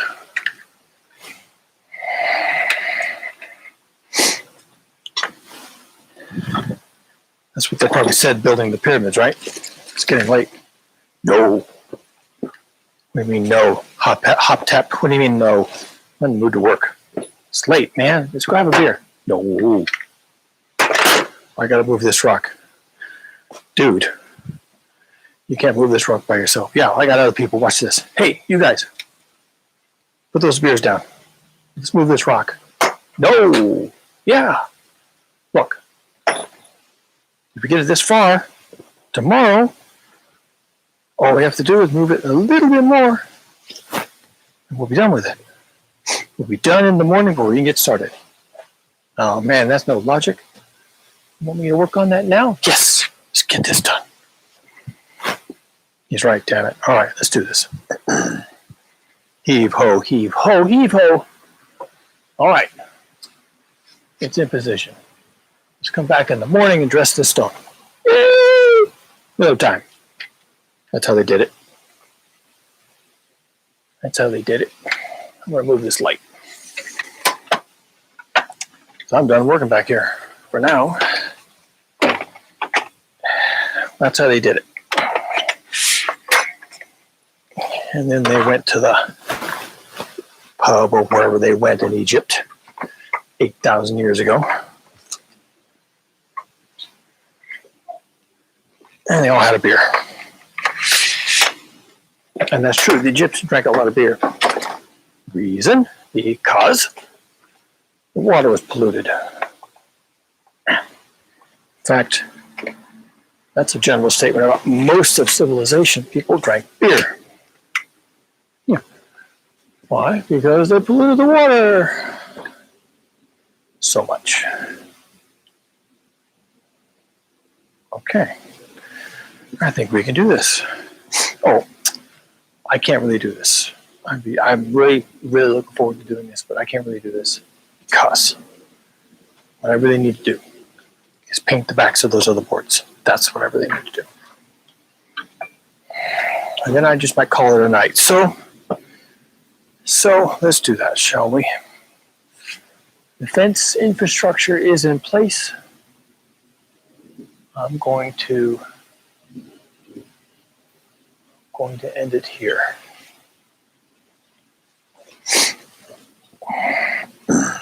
Be able to get a good start in the morning. And if I have all these boards painted, I'm going to be proud of myself. Just like that Egyptian guy who said, look guys, if we just move this rock another inch, then we can call it in place, and tomorrow we can be dressing stone instead of moving it. Don't you like the sound of that? Yep, we do. Actually, I'm all done moving rock. I can't stand moving rocks one more day. Let's move this rock today, and we dress rock tomorrow. That's right. And that's what they did. And that's how you do things. And that's how you get things done. I'm saying. I'm done with this beast. It goes back in the garage.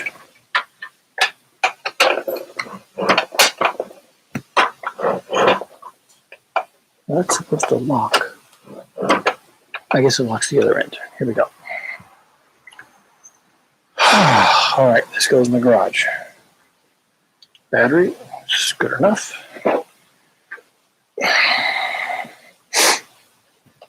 So I will paint these boards tomorrow. Put them up. Well, at least the first section. We'll see what happens with the other section. And I still got to paint the garage. Woe is me.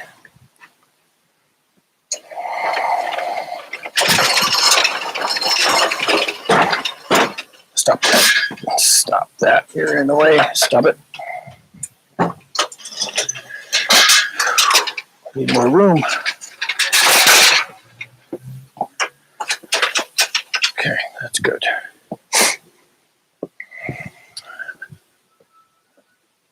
So I'm not working back there. Instead, I'm working up here and I'm painting boards. So clear some tables. So I'm going to need the surfaces.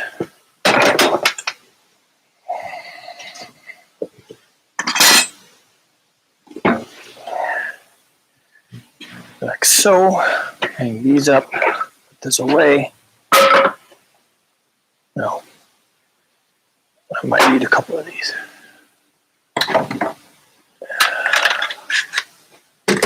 That. Like that. And my sawhorses are going to need to go back.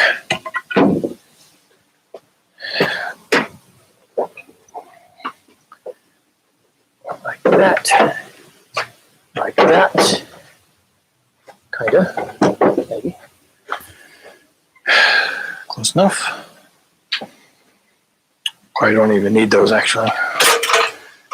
Only got 8 boards. So let's see, what else? Let's adjust this. This is a little too bright now. No, maybe not. We'll see. We'll see. This other one. Bring this one around.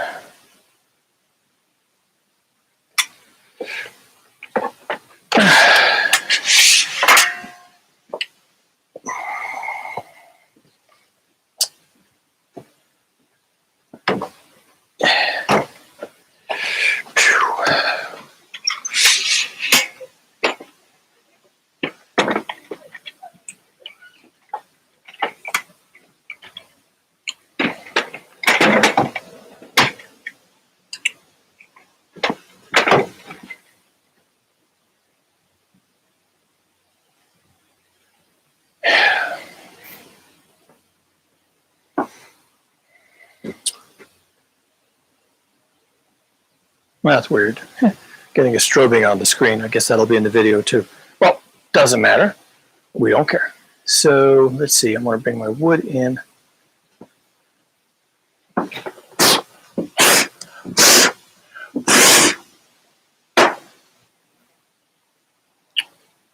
Bring all this wood in.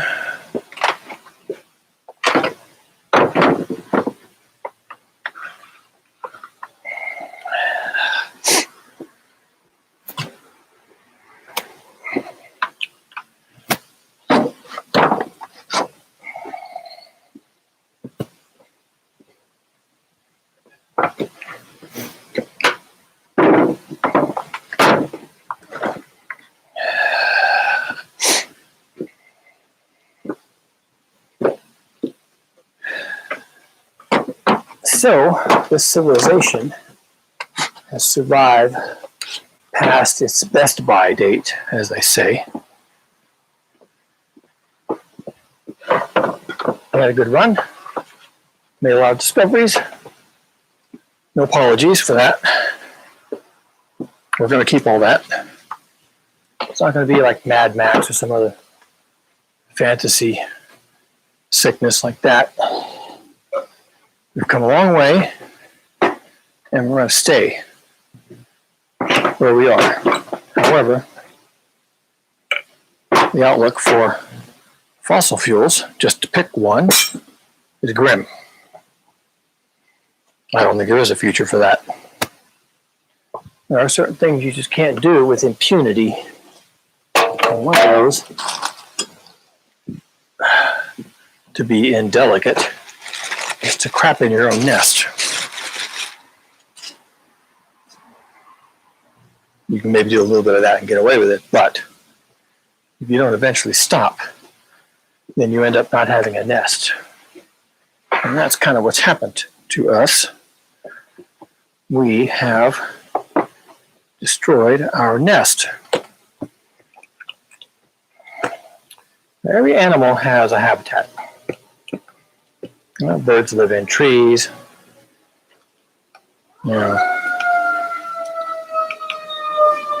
Mammals live on the ground. Fish live in the sea. We all know what habitat means. Now, it varies a lot from one species to the next. Some species have very specific needs. And if that species can't find habitat that's suitable for its purposes, then that really means it has no place on the planet anymore. That's how you translate that. You say, there's no more habitat for monarch butterflies. Well, then you can't have monarch butterflies. And you can say, well, that can't be true. Yes, that can't be true. That could be exactly what that means. If there's no place on Earth for them to live, then they don't live on Earth. That's pretty much it. And I mentioned the monarch butterflies in particular because they are one of the things that no longer has a habitat. But before anyone gets all excited about the monarch butterflies not having any habitat, it's worth mentioning that another organism that also does not have a habitat on Earth is us.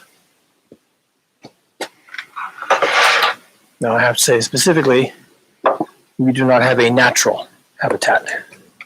Natural habitat for humans varies considerably depending on their culture and where they live, but by and large,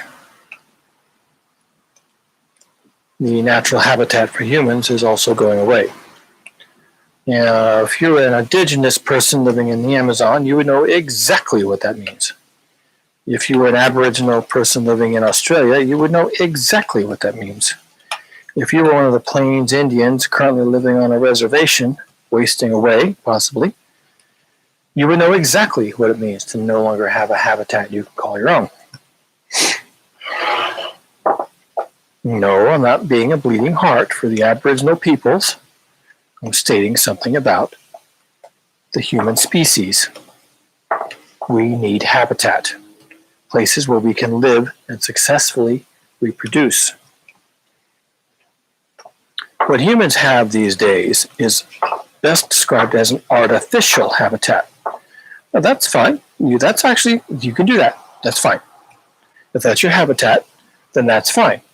And if it is artificial, and if you have control of the means of production of your artificial habitat, then you're also fine.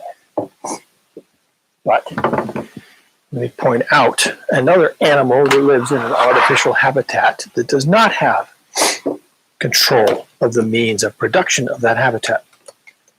It's a very simple example I like to use. A tiger living in a grotto in the zoo. That is an artificial habitat, clearly. Even if it's a very good artificial habitat, even if it has lots of plants and he's given places to hide and to sleep and, comfortable and not overwhelmed with people and all these things, it's still artificial. And the most important salient fact is that tiger does not have control of that habitat. He's in it. And so, he can defend his territory. He can eat anybody goes in his habitat, but he did not make it. He did not pour the concrete. He did not lay the water pipes. He did not, create the entire infrastructure and hire all the people, the veterinarians, everybody. He didn't organize the delivery of the horse meat or whatever else he's supposed to eat. He just lives there. It's an artificial habitat over which the tiger has no agency, no control. That's not a very good situation. Just recently, when was it? I think it was about a year ago. Some zoo in some country, I think it shut down because of the pandemic, or maybe just because of bankruptcy. I can't remember now the details. But anyway, the animals were abandoned. It could have been as simple as people simply all took care of themselves and no one bothered to circle back and ask the question, so who's taking care of the animals? And there was this, big kerfluffle about it, if I recall. Eventually the animals were rescued, so to speak, but it was just an example of how it's not guaranteed that the tiger is going to be okay. So long as somebody recognizes their responsibility to bring the tiger his food and his water and protect him from poachers. Let's not forget those people. Tiger pelt and tiger skin and tiger teeth are all still valuable, even if it's in a zoo. So long as all that's provided, and so long as someone comes along to carry away the tiger's wastes, because of course he doesn't have a toilet. His house is his toilet. Someone has to come in and clean it out and bring him fresh water and bring him food and take away his wastes and give him his annual vaccinations for all the stupid diseases people bring in from their pets and everything else. As long as there's a human to do these things and a human who wants to do these things and a human who can do these things, the tiger is fine in his artificial habitat. But that's obviously not a very good deal. As long as it works, it's a good deal. When it stops working, well, it's lethal. It's fatal. the tiger dies. And doesn't die. You know, his last days are not spent in the grand struggle for life like they would in the jungle, right? I mean, everybody dies, everything dies, but you know, this hypothetical tiger is trapped in a cage, and there's no food, there's no water, and people are coming and they're trying to get the tiger and kill him for his skin and his gonads, and you know, it's not good, not a pretty picture. So as long as the system works, the tiger's fine. But the system is the system. It's not his system. It's a system built around him, for him, but not by him. He has no agency. Now, that's the problem with an artificial habitat. It requires somebody to keep it up. Now, humans, by and large, no longer have natural habitat. Most humans, including all of these indigenous peoples who used to have considerable agency in their lives, all of this now is gone. There's almost nothing left of natural humans living in natural habitat. Virtually nothing. Virtually all humans live in artificial habitat. And it has the same characteristics that the artificial habitat for the tiger has. Someone has to make it, someone has to maintain it, someone has to defend it, protect it from abuse and all these things. And most people who live in this artificial habitat that we now occupy don't have agency for nearly any of that. They just don't. Now, kind of like the tiger, they don't know that they don't. Tiger doesn't know that he can't fend for himself. He doesn't have that thought like, if these people don't feed me, I'm going to starve. He doesn't have that thought. He simply has a thought, well, I'm hungry. Oh, there's the food. Okay, good enough. And, you know, tiger doesn't have any thoughts except, where's the food? There's the food. I eat the food. Now I don't think about the food.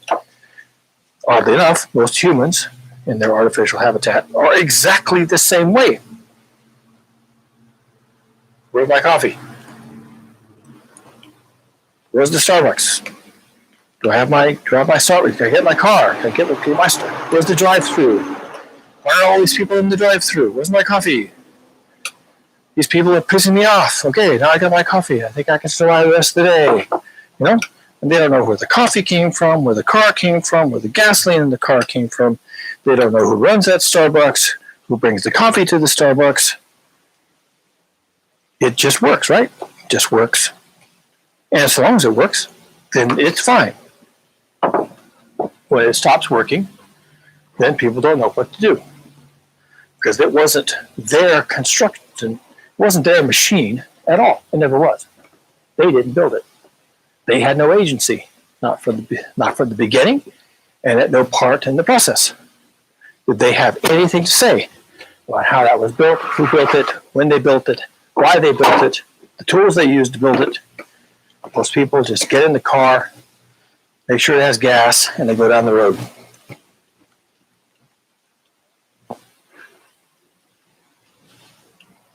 It's no different, in a practical sense, a tiger living in a zoo. Not in a practical sense. Now, it might be in a moral sense or a sense of this is my life and I've chose this life and all this kind of stuff.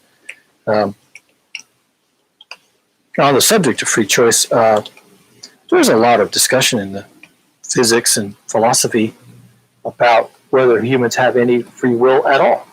It's not even a settled question about whether you, in your daily life and the things you do, have any free will of any kind, or that you ever exercise any agency of any degree, of any kind whatsoever. You think you do. If someone asks you, what are you doing? You can tell them what you are doing. And there's plenty of studies that suggest that most people will make up a reason for what they are doing, even if it's not true. Even if they are doing something they were told to do, and later are asked why they're doing it, and they have to come up with a reason, they'll make something up. And they won't know they're making something up. That just is not the information they were given. You just made that up. Why you're doing what you're doing. but they won't question it. Apparently, there's a part of the brain that justifies, rationalizes things after the fact. There's a part of the brain whose major purpose is to answer the question, if it's ever posed, what are you doing and why are you doing it? People running around pretending they have free will and they know what they're doing. As a matter of fact, as a practical matter of fact, it's questionable whether they are doing anything for their own reasons at all. Anything at all. Why do you get up in the morning? I have to go to work. Why do you do that? Well, because that's how I make money to pay the bills. Really? Why do you have bills? What are you paying for? What services are you getting? Well, bills like my mortgage and yeah. So you're paying someone to live in that house. Well, sure. You have to have a house. You have to have a mortgage. Who told you that? Well, how else are you going to make a house? Where else are you going to get a house? You have to buy a house. You have to have a mortgage. People build houses. Did you know that? Well, yeah, but I can't build a house. What do you mean you can't build a house? Well, I just can't. I mean, I don't have time, and yeah, but you could. Yeah, but I don't feel like I can do that. And besides, I don't know how. Well, someone knows how. People build houses all the time. Yeah, but I'm not one of those people. But you could be. But I'm not. Why aren't you? Who told you you're not? Who told you you can't do that? Someone told you can't do that. Otherwise, you wouldn't think you can't do that. Well, I want to do that. I have other things to do. Well, but you were just telling me how important housing is, and you have to get up every morning and go to your job so that you can pay your mortgage and buy your new car and your new boat and your new everything else. And why? Why are you doing those things? I mean, how much house do you need? All you do is sleep there. All you do is reproduce, raise your children. How much do you really need to do all that? Have you ever thought about it? Chances are you didn't, ever, not once. So how can you sit back there and then say that you're doing all these things for reasons when you've never once thought about it? Never once challenged yourself to analyze what it is you're doing, why you're doing it. I should clean this tray and this roller, but I don't think I'm going to. In theory, I'm done painting. But I'm going to put it in the water. We'll see what happens. Maybe I will do something more. In the meantime, it'll sit in the water. This can just dry as far as I'm concerned, and I'll peel the paint out later. I can't even pour that out. I'll just leave it like that. It'll dry and I'll peel it out. Not a big deal. So that's the painting done. In theory, I could go back and work on those rails, but I'm tired of it. My feet are tired. I feel like I'm done. So that was today. Set a post. Put up a set of rails for boards. I found 8 more boards and planed them. Painted them on one side. Painted them on the other side. This is about done. We're about at the edge of this experience. So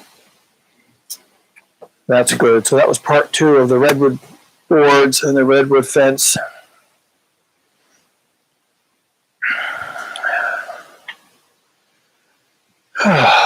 It's dark. Time to quit.